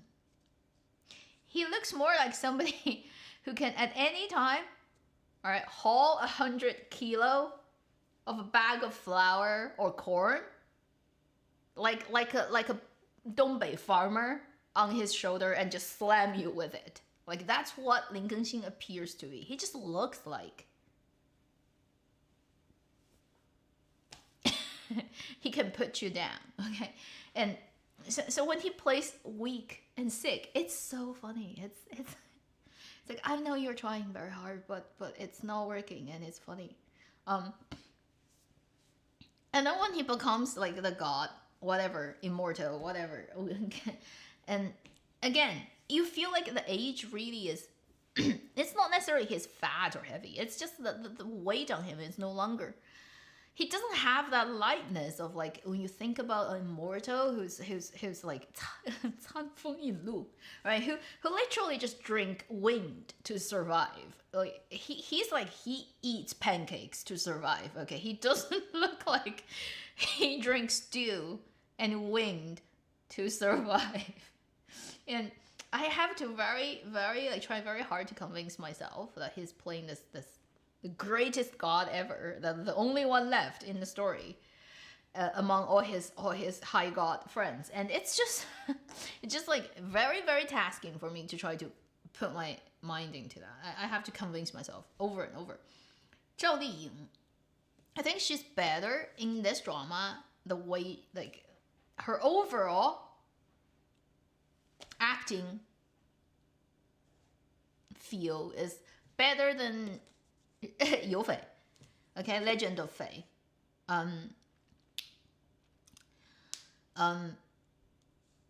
because in that drama where she did it with Wang Yibo, she's zoned out. She's like most of the time zoned out. I don't think she actually recovered from childbirth at that time. She's just so zoned out. In this one, she's not that zoned out. But you feel like she's also not, still not quite there. Like when you watch 风吹半夏, when she's in the realism human story that happened not so long ago, as the entrepreneur and the businesswoman, it just feels so much more like she's so much more connected. Like the energy is grounded and she's like a real person, and it just feels her acting is just so much in the story. Whereas this time she still feel like she's not there. I don't know. It's like 80% or 70% of Zhao Liying is there, and then there's like this part that's detached. When she's acting, she's not quite in front of the camera. She's like detached. There's a part of her that's not like there. I can't explain what it's like. It's like she's not focused there. It's like part of her is like 神游天外. I have no idea. But it's better than Yu Fei. But it's not as good as her realism drama. And the makeup is terrible. Like her eyeliner is like, who did that? With the eyeliner and with the skin smoothing. It's bad. Like makeup is really bad for this drama, okay? And I don't know. Maybe she did this just so that the 情怀, the nostalgic value, all that, because of Princess Agent and because of the people who used to be in that drama coming back, and there's that level of, I don't know, like let's put a stop to that whole era of idol drama. That's the best way I can put it, because I don't think she's suited for those roles anymore, and to her as an actress, it's nothing new, nothing challenging, boring, repeating old stuff, apart from looking good. And you can argue how good you are looking with all that skin smoothing anyway.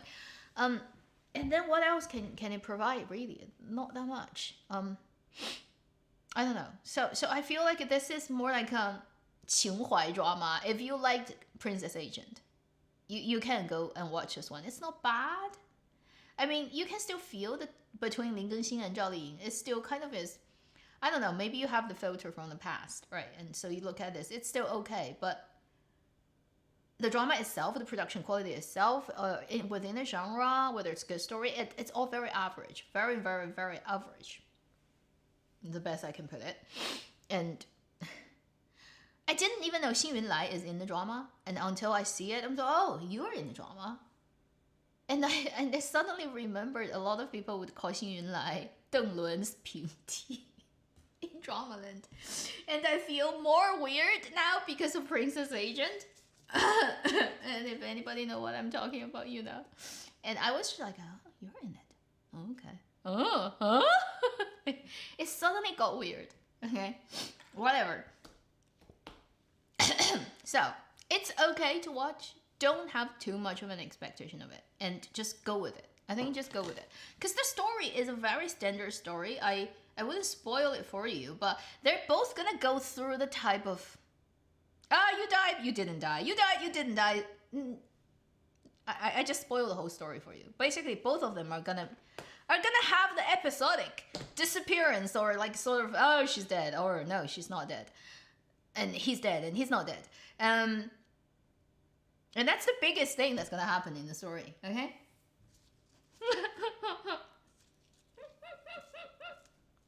Exactly like Cao Lanjue. Basically, when you think about Cao Lanjue, he's dead, he's not dead, she's dead, she's not dead. This drama is like that. She's dead, she's not dead, and he's dead, he's not dead. Done.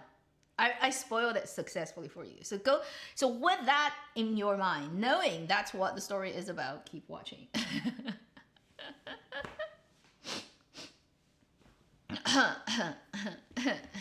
Night Wonder.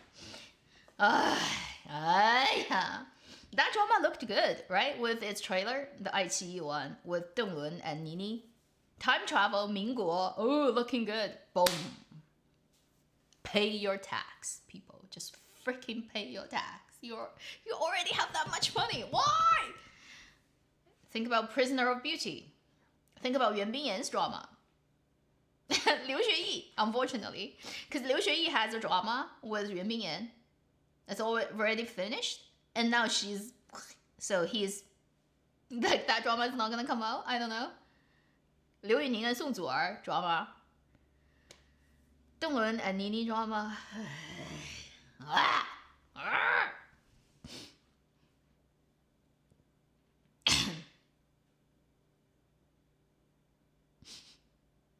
Okay, gender jewelry.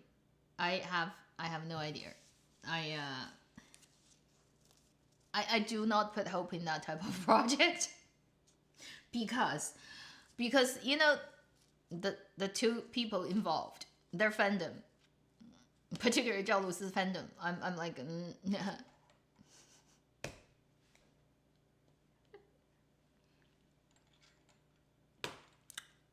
she's another pity somehow, but maybe it's just what it's meant to be. I remember what she looks like before 2017. It's like a 2015-16. Zhao Lusi. She's different. Over like almost 10 years now, thinking about that. When she started, she actually vibes totally differently. If you go back and watch her early day stuff, it's not the same as what she looks like now. Not just physical appearance, it's the person's aura is a totally different one. And I like her before. I like that young Zhao Lusi before. It was so it's a totally different energy now. Now I just like I can't. Sorry. Particularly after Hidden Love and Last Immortal, I'm like, no, I can't watch it. It's Hidden Love is so right? To me, it's wrong. That drama should not exist. And the fact that it exists is an embarrassment to the entirety of Chinese dramaland. And that's like my verdict on that drama. And nobody's gonna convince me otherwise. And then for like The Last Immortal that happened last year, it was just such a... She doesn't act through her feeling and heart anymore. She doesn't. She acts repeating technically and moving her face. Like she just moves her. She acts crying. She acts sad. She acts happy. She doesn't feel happy or sad or angry or anything anymore. She just acts that. It's so obvious when she acts crying.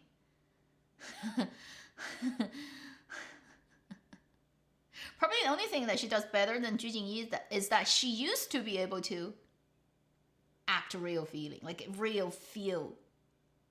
Whereas Zhu Jingyi almost never, but I can argue that Yun Xizhuan, right, back in the days where she worked in the drama without that makeup, and the drama is also, because of Zhang Zhehan, is like not there, but back in the days when she played that role, you can still tell, like there's that freshness of not being so self-aware of being an idol and having to look perfect every second, that she still has that energy coming through that looks like a real person. That was back in when? Yun Xizhuan for Zhu Jingyi, and she's completely lost it. Completely. Same thing with Zhao Lusi, is like that. In a way, same thing as Yu Shuxing. Yu Shuxing probably is better, but it's also moving towards the direction where she completely is losing it. And I really like Yu Shuxing's role. Before she did all the things to herself that make her look prettier, that was like what? The 少主前慢行. Anybody still remember? I really loved that drama back in 2018 or 17, 2018.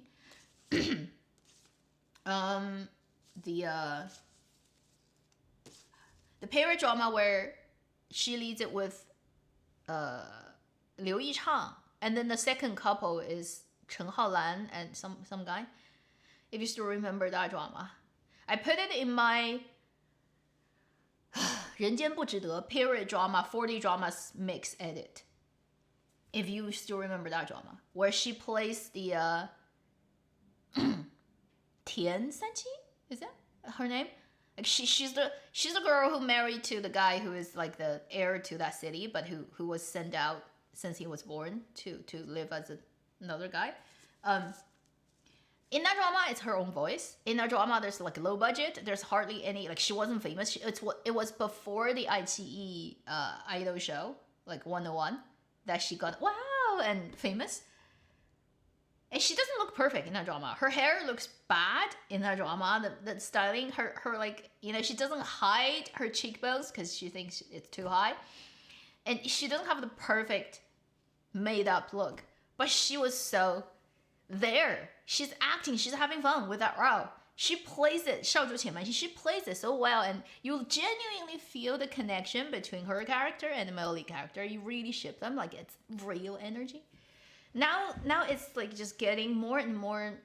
After 苍兰诀, it's becoming more and more. She's also disappearing. She's no longer there in her character. It's no longer real. It's all just self-consciousness and self-awareness of, do I look perfect in this angle? Can I lit my face bright enough so that post-production computer program can remove these 2 lines on my face that I really don't like? She's very conscious of her 法令纹. She naturally has it. Even when she's young, she just has it. That's her facial, like a muscle, fat, and whatever pad. It's just grown like that. She hates them so much. She does this. If you look at her, like when she's not on, like when she's standing and waiting for the camera to get set up, if you watch special feature of her dramas, she's doing that. She thinks that is gonna reduce these 2 lines. It's not gonna do that at all, even if you 24/7. It doesn't work like that. Somebody needs to tell her, okay? Need plastic surgeon, just tell her it doesn't work. And she's so self-conscious of that. And it's not unnecessary. I just So now it becomes that, again, characters come second, third. I look pretty comes first. Perfect lighting, perfect skin smoothing. She goes around, you see the ridiculous things of people actually hold light following her. You know, when she's out on an event or speak for whatever, like jewelry or whatever brand she's being spokesperson, and she goes to those public events and go to a mall or whatever gathering, she literally has people holding light following her, so that every shot the fans take on their phones or the people who are there would look good. Like the light is always hitting her from the perfect angle, so that those 2 lines don't show. That's a bit overkill, don't you think? What? And also in her dramas, she's also not there anymore.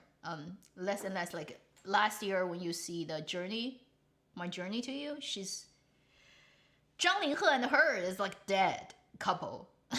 And it's the second lead couple and the second lead guy and third lead guy, right? Weirdly enough, those people got popular instead of these 2. And I just feel like you can't repeat that over and over and not get people feeling tired. Very soon, everybody will get really tired. It's not the right way to act. It's just very hard to watch. Like these little flowers, right? These little flowers, they are... and don't even make me start with Bai Lu, okay? Seemingly, somehow, these what people tend to joke about, the Pu girls. I wouldn't think that's really making sense.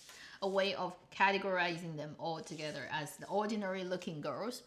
But they're all having similar problems as their self-consciousness of looking perfect and holding that their own identity as the actress or the idol, whatever, more important than their characters and the role as actors and actresses. They're putting so much energy and emphasis on they have to, as Bai Lu, Zhao Lu, Si, Yu Shuxing, looking perfect on like everywhere. That they completely just give up on treating their characters fairly or treating their profession as actresses properly. It's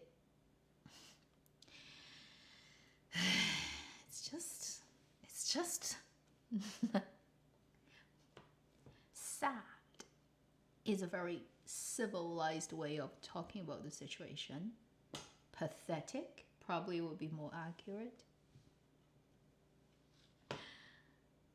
But if coming from, let's say coming from casting or director's perspective, it renders them unusable. Unless you are not really using them to tell a story. You're using them to use their fame, to use their fandom, to make you money, right? If I want, I don't like a project, I have no heart in it, I just want to put it out, and basically it's my stock, it's my investment. I want ROI, I want as high an ROI as possible. I will cast these people. I'll try to get them, and then to make them make money for me and make their fandoms make free promotion for me. I don't even have to work, and I'll get just, it's money. Purely business. And if from that perspective, I probably will think they're good choices, great choices. And the worse the script, and the more ridiculous the script, and more controversial, and the bad, like how bad, like the worse it looks, probably it will be better. Because it will make people all come in and just look how bad it is, and it will create more traffic. I don't care about their reputation. I don't care about mine either. I just want the money. If I just like, I don't care, I just want to make money, then I will do it. And probably will make me a lot of money. But anybody who actually wants to find the perfect people for their story, if their priority is to tell a good enough story at the same time making reasonable money and not lose, these people are now completely rendered unusable. Like, you would never even consider using them anymore. That's the situation. They kind of have chosen that route of money and fame over, right?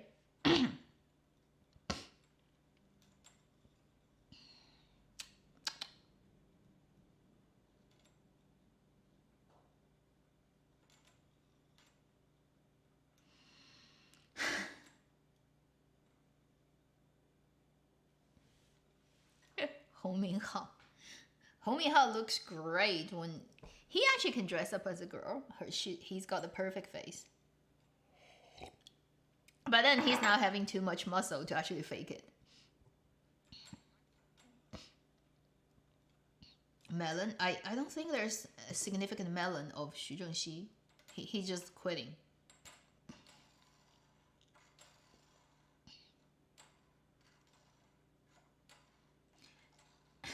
Mannequins. So these are the things we have going on right now. Tomorrow we have the Wang Yibo, Li Qing drama coming up. Let's see how it's gonna turn out. Also Wang Yang.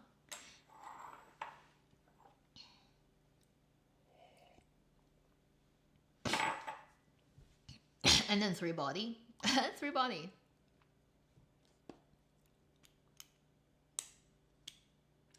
It's probably gonna be really weird for me to watch it, just because I know the original book and also Chinese version very well. It will be very weird to watch the Netflix one, because they've adapted it, like really adapted it. Okay, changed so many things of it that it may just become completely unrecognizable to watch. So I don't know if I'm ready. I probably will get so confused watching the Netflix version. I'll try to get to it. What else? Well, we shall see. Now we have Yu Fengxing going on, Hua Jianling going on, and then tomorrow 追风者. Yeah, if any of them is gonna go anywhere.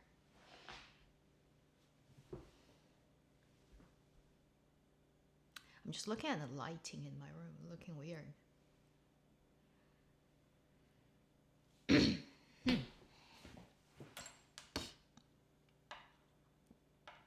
Chen Xiaotong, I haven't. I've heard not so good things about it, so I decided not to. Mostly to do with the plot. I've seen snippets, and I've seen like what the story is about. I'm like, oh my god, I can't watch it. Because it's another sort of, just by looking at the synopsis, you know it's blood pressure inducing. High blood pressure inducing. Extremely high blood pressure inducing. No. look at the synopsis and also just a couple of snippets. I'm like, okay, I can't deal with this. Goodbye. A young couple marriage and their mother, like the guy's mother. Oh, I wrote. It was so blood pressure inducing, so I can't. 别对我动心, I did watch a bit and I hated it. So I quit and I went to watch the other 灵异 drama. I'm barely hanging in there until I finished. So sorry. Everybody Loves Me. I watched an episode and I'm like, oh my god, I can't watch this. So I quit, and then immediately after that was Angels Fall Sometimes. So that's another 灵异 drama. I got into that one. So I managed to sort of watch the whole thing. Not really enjoying it that much. I've already said in this video earlier, in this live stream earlier. But 别对我动心, I can't watch it. I can't watch it. It's such an in-your-face character setup, and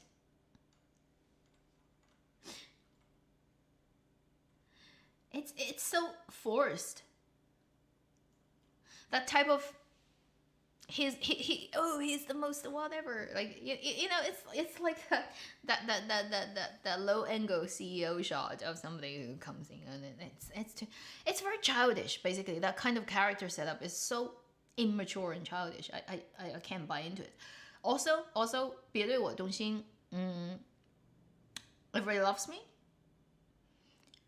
I don't know who is the genius that hired this DP to shoot the drama. It's one of the worst contemporary dramas I've seen in recent years, that in terms of sinning in the department of focal length, it's like they don't know how to use a camera.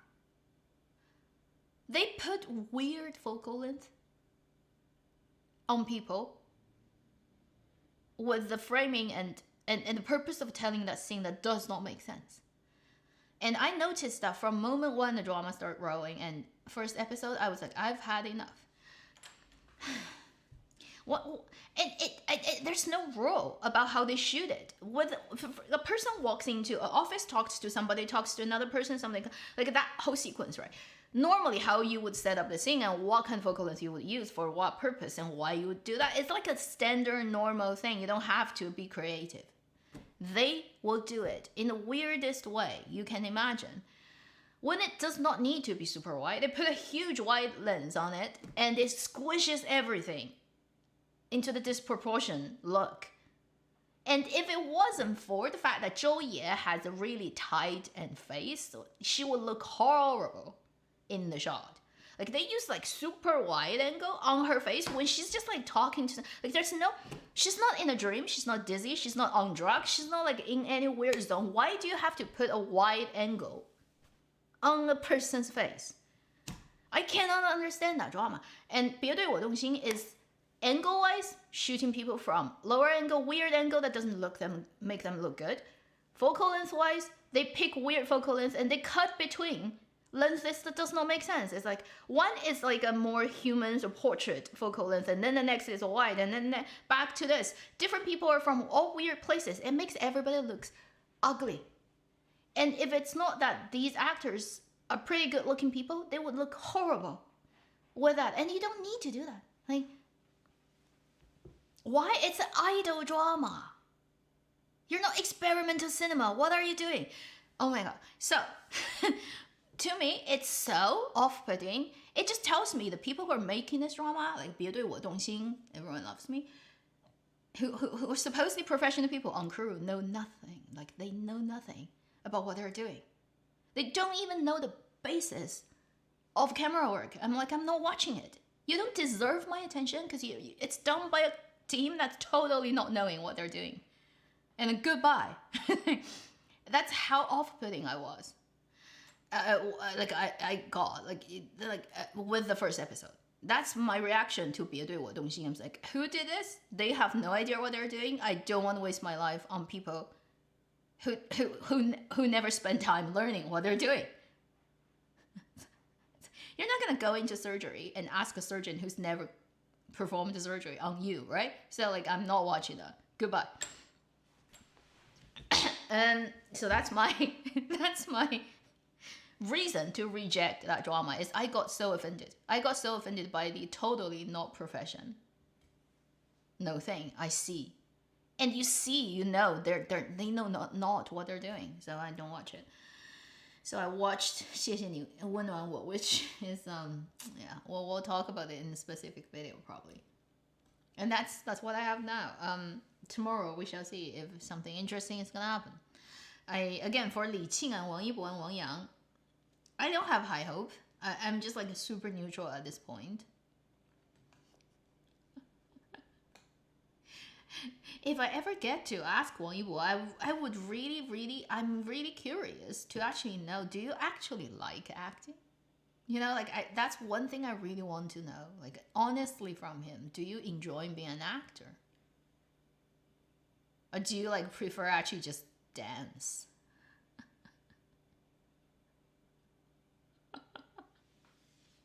Sometimes I have the feeling like he's doing it because he's the reason that his company exists. Like they make money because Wang Yibo is signed to it. If Wang Yibo leaves, Du Hua's business will evaporate overnight. It literally will crumble. Like their stock market, that company's value, is completely resting on Wang Yibo. On him, one person. For like IPO, like it's just unbelievable that you can do that. And I'm just wondering, is it because there's no choice? You have to do it. You have to constantly be present in the entertainment business because the whole company rests on his shoulder. Literally, he's the only one who makes it exist. If he leaves, that company will evaporate. All their profit comes from, predominantly the income of that company comes from Wang Yibo. I have the feeling like it's not up to him, almost like whether he wants to act or he cannot, because acting is the only thing that can make you basically get the income, but also get that commercial value, right? You can get advertisement, you can get brand deals. You have to be present. You have to be like basically in the business.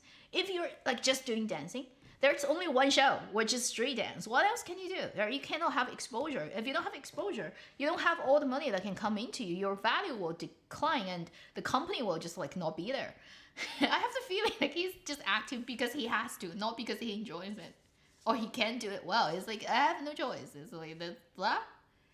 So I really want to know, does he actually like acting? Because I have a feeling that he probably doesn't quite care. In the perfect world, he probably would just let me skateboard, extreme sports, testing out things I haven't done, street dance, and leave me alone. I feel like he's like that. Okay. I can imagine him go and one day learn how to fly a plane or how to do like deep dive, skiing, whatever. Like I can totally imagine that. I cannot imagine he would comfortably be acting till he's 80 years old because it doesn't seem to enjoying it at all. And also like when he's promoting his project, it's like he doesn't want to do it. But he's like, I have no choice. I have to say something. But I still don't care. I still don't give a shit, so I don't even answer. Like, you have the feeling like he's so forced to do this. But again, like, you can't blame that because he is also a shareholder of that company, a pretty big shareholder.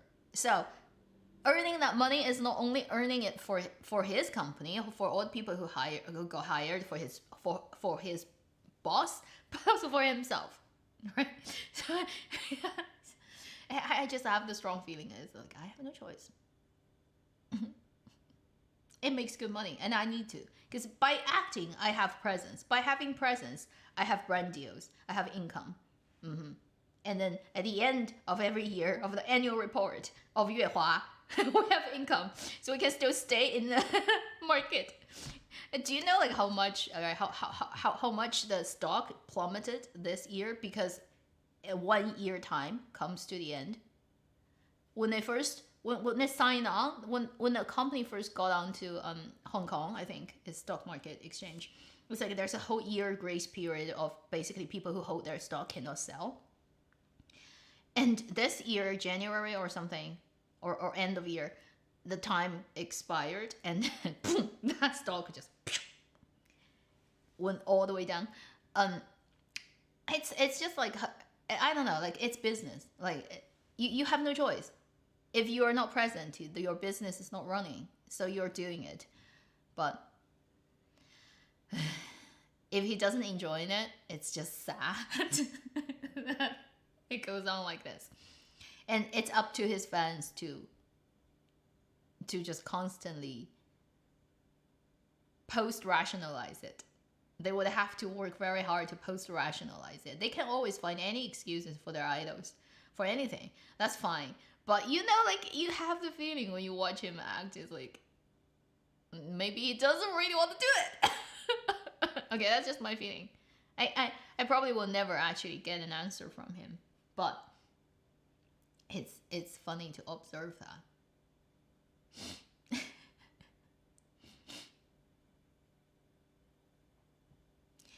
How was Qing Hao's drama? I watched a couple of episodes, didn't continue. It's okay, but it's not great. And I've heard from people who've seen the version in cinema and also the drama, they would say the cinema one is better. Most people would say that. But I haven't watched the film one, so I have no idea.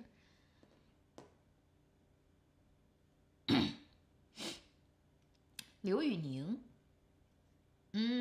I would say he's a good singer. In terms of acting, he's okay at this point, but definitely a long way to be great. I wouldn't say he's great yet, but he's more hardworking and he improves steadily in every drop he does compared to the previous one. Compared to a lot of idols we've mentioned during this live stream who have been in the business for years and zero progress. Even like going backwards. I'm not gonna point out their names, but you know who they are. I've already talked about them. And compared to these people, Liu Yuning actually is a pretty diligent, hardworking 打工人. You can see him progressing slowly, but he still has a lot of things he needs to sort out. If he actually wants to be a proper actor for long, not just in the game for a couple of years and then get out. If like this is my career trajectory, I actually want to stay in this and be a proper actor. A long way to go. For Liu Yuning, a long way to go. I wouldn't say he's anywhere close to. Like the type of, again, if I get a project that I like, I will most likely not cast him. At least right now. I'll probably pick him to sing the song, but not really acting. Sorry about that. But he has potential. And also it depends on his attitude, right? If he wants to and he actually keeps to it, it will be a different situation than say if he is just deciding to have fun in it for a couple of years, it will be a different thing.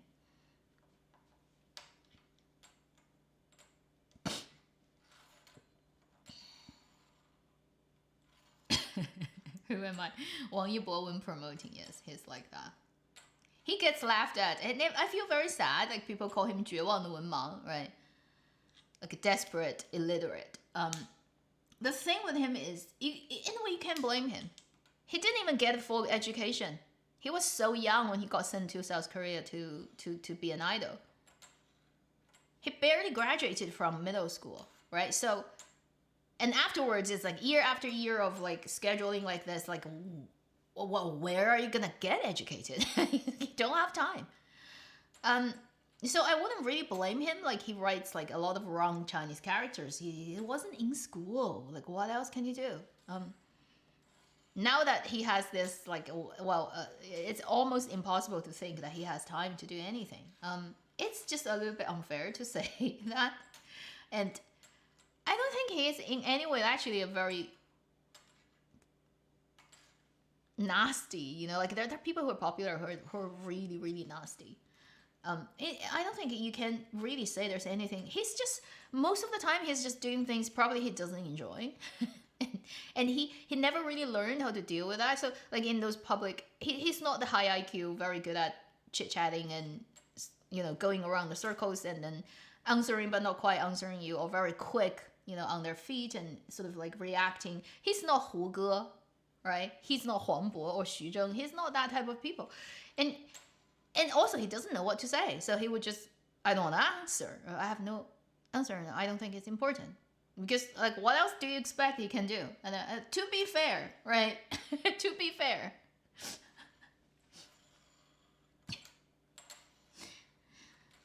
But unfortunately, he's in the situation where well, we have to do that. Otherwise, we don't have money. So.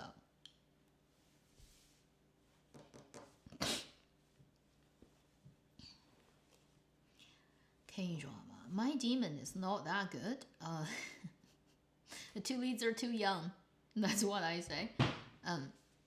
Other ones, I'll see if the ones right now is worth watching until later when it gets fully aired. Under the Skin too, yes, will get filmed. I don't be so, Kim. I will warn you, don't be so excited. Although it's still Jin Shijia and Tan Jianci, not the same writers anymore. Not the same writing team. It's a different writing team. And honestly, no amount of good actors can save not working script. If it's not the original team, girls who are writing the story for the first season, I would I wouldn't even be optimistic. I'll be just completely neutral in my expectation of Under the Skin 2. If the script is not good, Jin Shijia and Tan Jianci, 10 Jin Shijia and 10 Tan Jianci is not gonna make it better.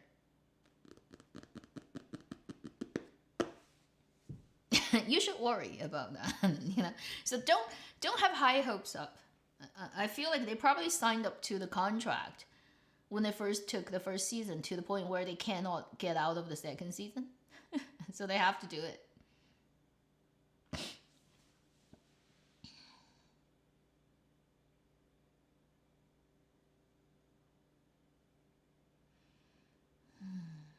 Wang Hedi. Choice of roles. Usually it's not their choice, right? It's often like, it's not like you can pick anything, It comes to your way whether you can.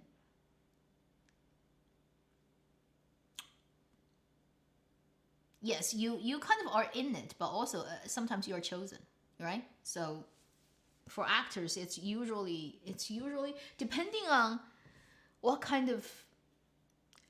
Often you don't have that much say in the things. There are so many people in play of this, particularly in Dramaland.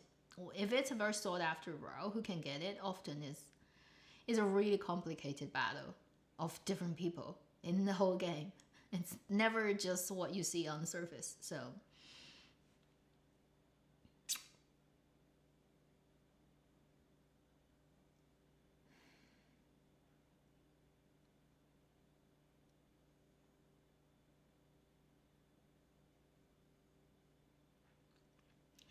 Agency? No, I don't.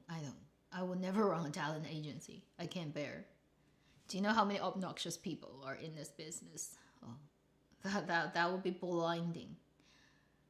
I probably, honestly, I think if I do, I will just be working. I still more like just the story part of this thing. I don't want to deal with actually all the actor drama. Script writing. Development. More working on that side of like actual story side of things. In terms of like actual talent agency, it's like it's totally not my forte. I'm not interested in it at all. I'm not interested in those personal dramas. And all the PR. Oh my god. No.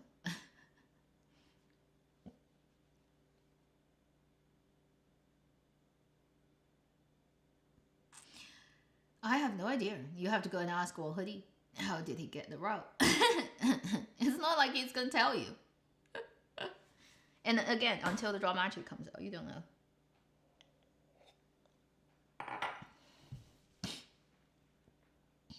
we're doing.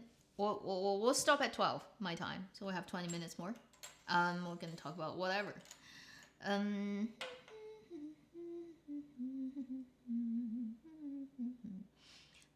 Just want to deal with people. No, I'm fine with dealing with people, but a talent agency is a totally different thing than actually telling stories. Do you know 正午阳光 actually gave up on it?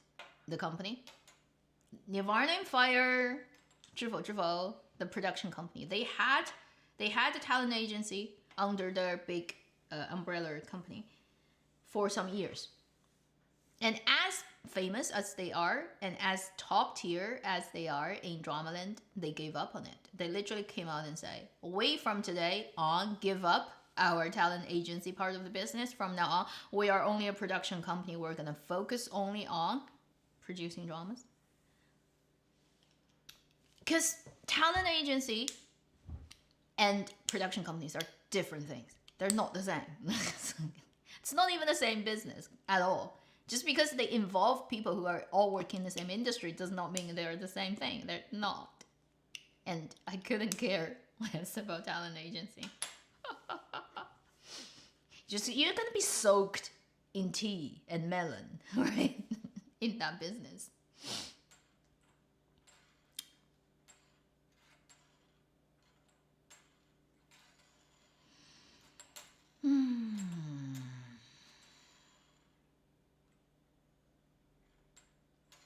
Ma Sichun, I watched a little bit and I quit. It was Chinese New Year, right? I watched, I quit. Again, it does not only just completely F's up your blood pressure, it also just F's up your hormones. I just don't think anybody watching the drama, quite literally and figuratively speaking, not gonna get their hormone F'd up. Because if you watch Her Island, you know, like the right from the beginning, you know, like the whole hormone thing is like in the plot, right?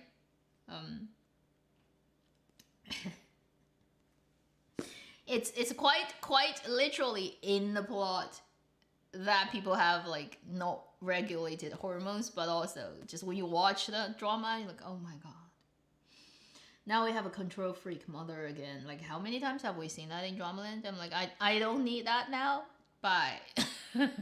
It's walking, walk out.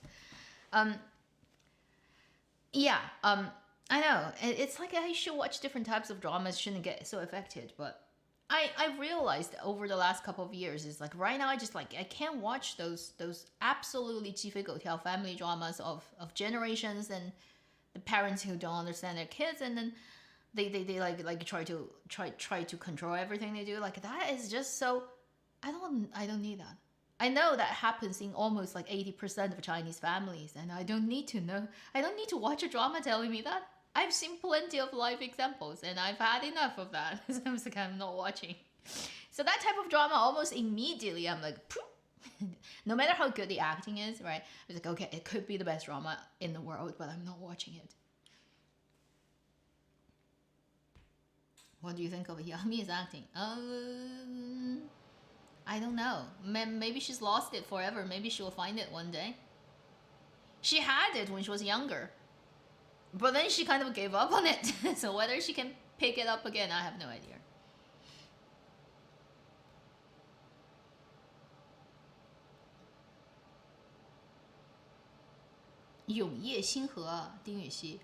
What do you think?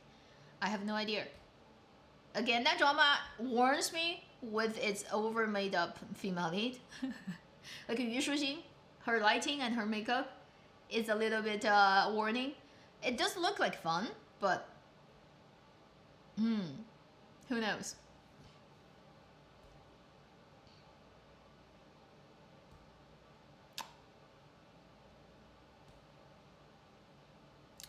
The whole industry is pretty sick. I mean, entertainment business overall everywhere is pretty sick, but it's just sick in different ways. In China, I just feel over the last decade, it got so messed up by the whole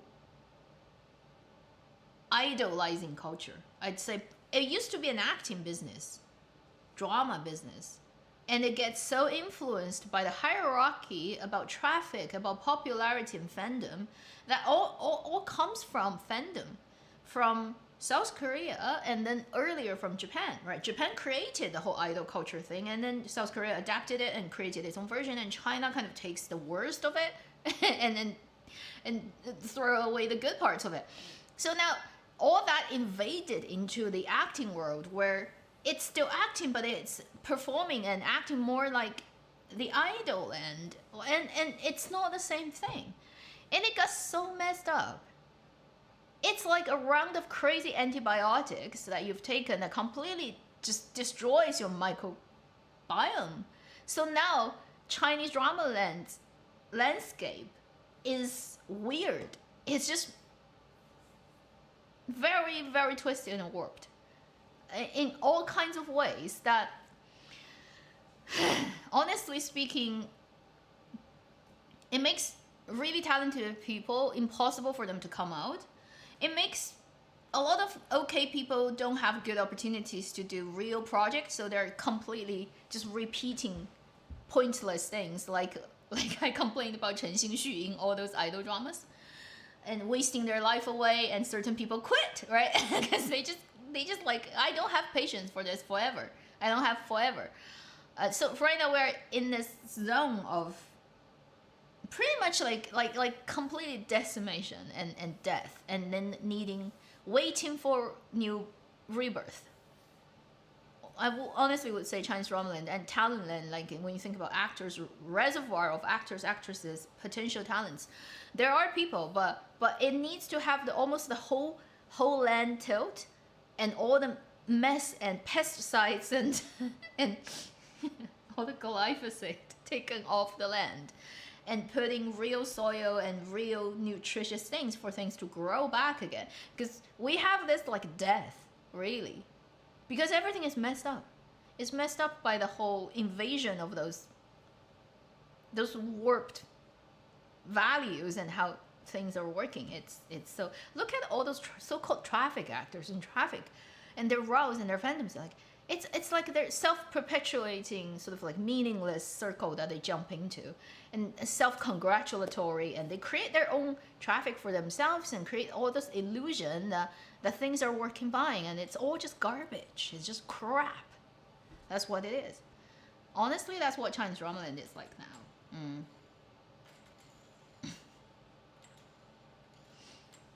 And that's why Avenue X has less videos this year. I actively decided to cut down the videos, and I do, not because of the fact I can't do. I can keep doing 2 videos a week and talk about crap, but like, I would be saying like, this drama, after my video, I'm recommending you not to check it out. Because then why would I make the video to start with? It's just such a waste of everyone's time. That's why I'm like not doing that much now, because yeah, the microbiome of Chinese drama land right now is dead. It just needs reintroduction of a new species. Like the rainforest needs to get regrown, and it takes time. Right now we're just like so bad. Everything is just like so bad and unusable. You do see a little bit like hope for younger people, like even younger ones, but those would be like people who were born after 2000s, even into 2010s.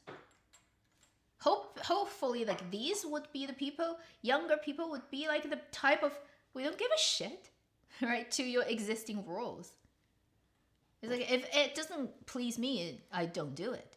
It not being hijacked and kidnapped by the whole capital, like the game of money. Like everybody is just like, it's all money, and nobody cares about what they're actually doing. And so-called cultural industry is actually not doing anything about culture. It's just like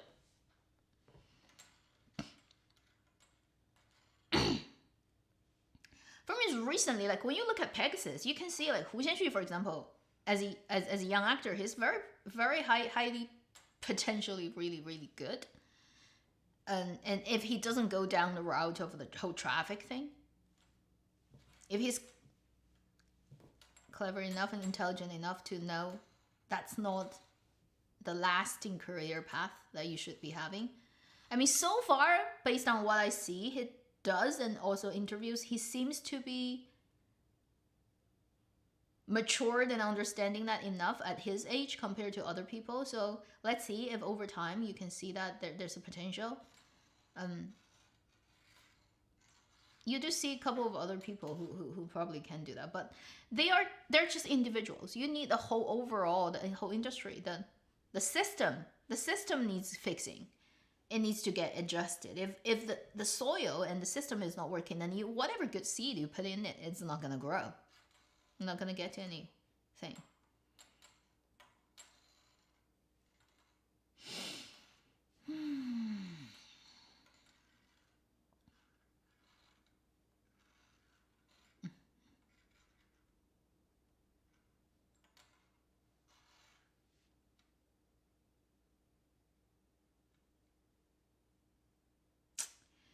Immortality. I don't know. I don't think it does not make sense for it to come out anymore, really. Everything has its time. When the timing is not right, it's just not. Immortality comes out, what good can it do to anyone? It cannot do good to any. Honestly, I think those two actors probably don't want it to come out now. Under current circumstances. It's not gonna fare well and actually be a positive thing for them.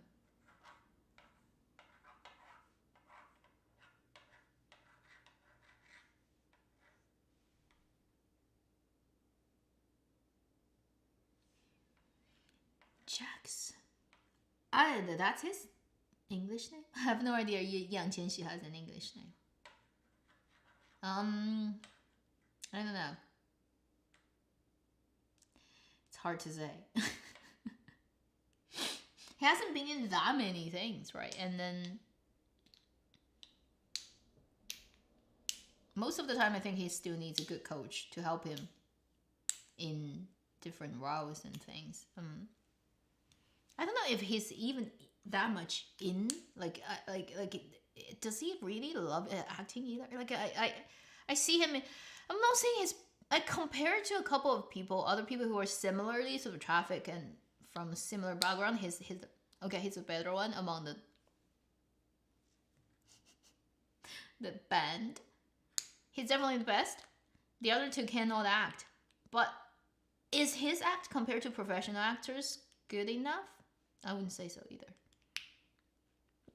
Again, the type of I would just gauge it. Now I have a good script, and he's actually age-wise, everything-wise suitable. Would I cast him? I would think that way. If I like the project, I care about the quality of the project, would I cast him? It's just switch your mind to a casting director's mind and think, for the sake of the story. If that's the only criteria, you're not thinking about, can I harness the actor's existing fandom to give me help to promote myself, to make my drama being seen or film being seen by more people and give me more money. If you take that out, and just for the story, like, is this person I would trust, right, the story on this person to do it. If you think that way, it'll be very easy to figure out who can act and who doesn't. And as long as you have a reasonable sounding mind to think about things, you will know your answer.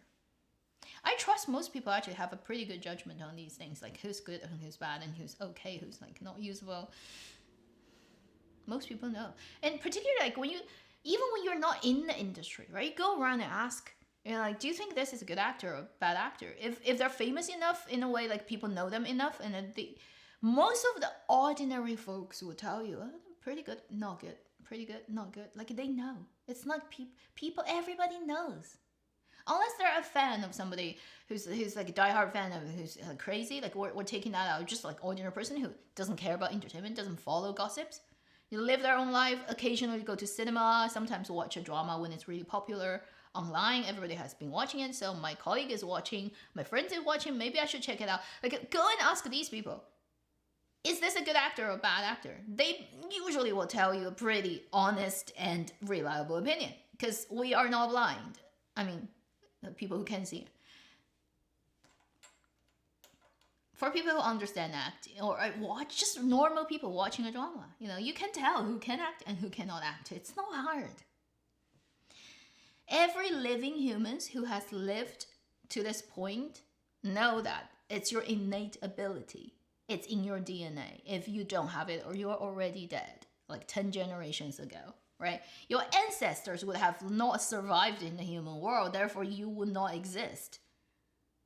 The fact that you exist and breathe means you have the ability to tell if that's good acting or bad acting. It's living. It's like, does that person on screen look like a real person playing the role he or she is playing? She's saying, I'm a like a 1920s American engineer, or I'm a 2024 Chinese, I don't know, schoolgirl.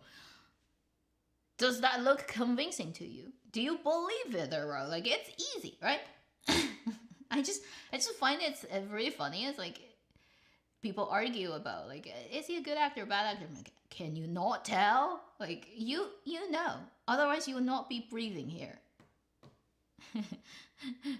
If your DNA doesn't allow you to tell the difference, you would have died out a long time ago. You would not be here. I just find it funny that people are like... And often they're just blinded by other things, right? You can have your guilty pleasure, but I just don't see why you cannot compartmentalize that.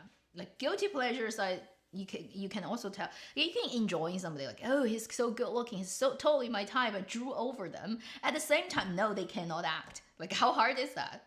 Does it have to be like you have to draw over them and at the same time think they're the most perfect thing in the world? Like, not really. There are a lot of actors I'm like, I drew over, but I'm like, I wouldn't think you are the best actor out there. Right? And there are people who are like, you're so not good looking, but you're a bloody good actor.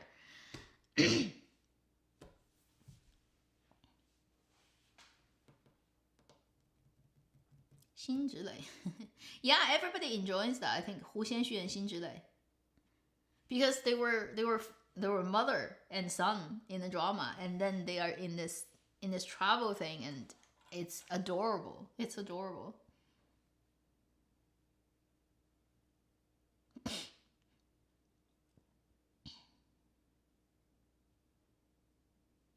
So I'm gonna end this in a couple of minutes, and that will be my March live stream on Chinese dramas, where I said a lot of dangerous things. Hope people wouldn't waffen digging graves. And he's like, she said this bad thing about this actor. She said this bad thing about this actress. Oh my gosh, she's anti-fan. Although I have long stopped caring about that. Occasionally, very occasionally, like once a year, right? Somebody on Discord will tell me, it's like, this is the latest gossip about you on Twitter, about what people think about Half New X. And it's so fun to read that. And it's like, oh, you shouldn't be on Twitter. You should go and be a scriptwriter, make up stories. But those stories, again, they're very made up, but also they're like really limited with imagination. I just so wish somebody could just like make up a story about me that's like epic. That would shock me. Like, it'll make me go, wow. Well done.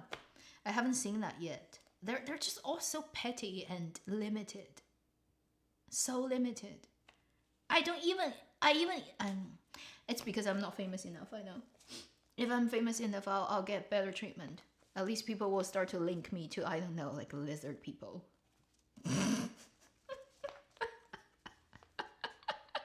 Right now, I'm just like I'm just so irrelevant. Therefore, like they're just making tiny stories up. Or just like, I hate certain actors or whatever. I'm like, oh, come on, can we just? I don't even deserve some superpower or conspiracy theories, and that's how irrelevant I am. I'm so sad. Sad about that I'm not famous enough to deserve conspiracy theories.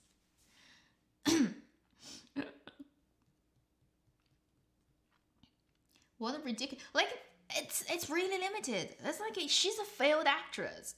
Therefore, she hates everyone.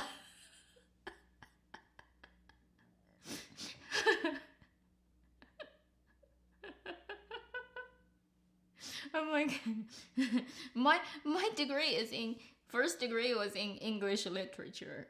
It's like yeah, very very far away from failed actress. I never even got close to acting school.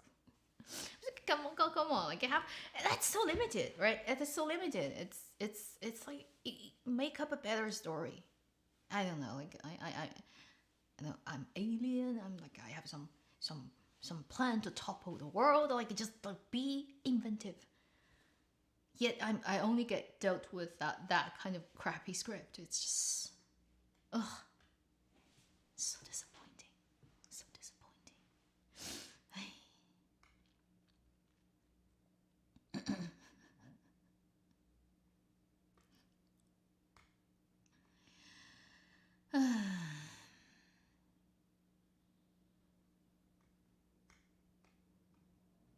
Well, Frozen Touch, at least, you know, I hope most people are like you, just like normal people, which is like, it's just a drama. You know, what else can it do? Honestly, it's not like somebody actually dropped a nuclear bomb. You know, it doesn't cause realistically damage. Like you imagine the damage is there, but 网线一把，恩怨去你妈，是吧？ It's like just disconnect from internet and it all evaporates.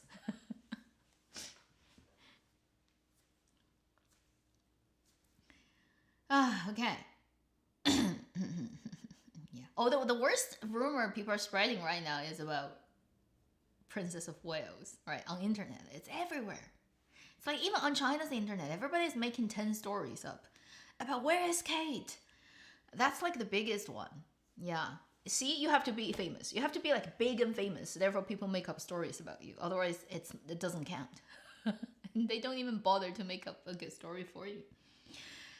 So, China get into a vlog, and I don't know. I may be going back to China this year, but not for long, and probably for other things. I probably wouldn't be traveling. I wouldn't be traveling anywhere, really. Not in my plan, at least. But I may be in other places. Don't unsubscribe. Okay, wait till the end of the year. Because I may have something really fun this summer. If that happens, you'll know. So if you unsubscribe, you'll not see.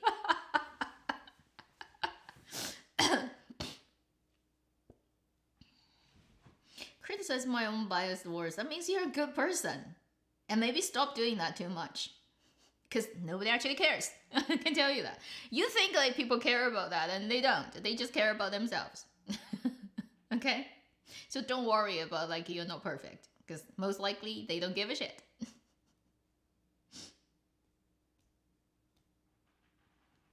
Okay. Why would you ever? Who knows? Life happens. You know, you move on. Sometimes YouTube unsubscribe you. They literally stop pushing certain things to you with no good reason. You don't know why. The algorithm, the AI is in a black box. You never know exactly what it's doing. Like I subscribe to people and then they disappear from my feed forever. And you have to go and search actively but find them, and you never get pushed their content anymore, and you don't know why. And it happens all the time on YouTube. You don't know. So maybe one day I'll just disappear and you don't even realize, and 10 years later you suddenly remembered, oh, there was that drama reviewer I subscribed to. Somehow she disappeared from my feed. And you go back and check your subscribe list. I'm there, but you never receive anything from me. That happens all the time. The magic of digital age. 缘分 is a very precious thing. It goes away at any moment. So treasure it while it's still there, right? And know that you cannot stop it from disappearing in your life. You have no control over it at all. Okay. Yeah, well, that's a long breakfast and a walk. Okay, take care. I'll see you guys in my next video. Weekend and next weekend. Happy the rest of March. That's like a random thing, but why not? Take care.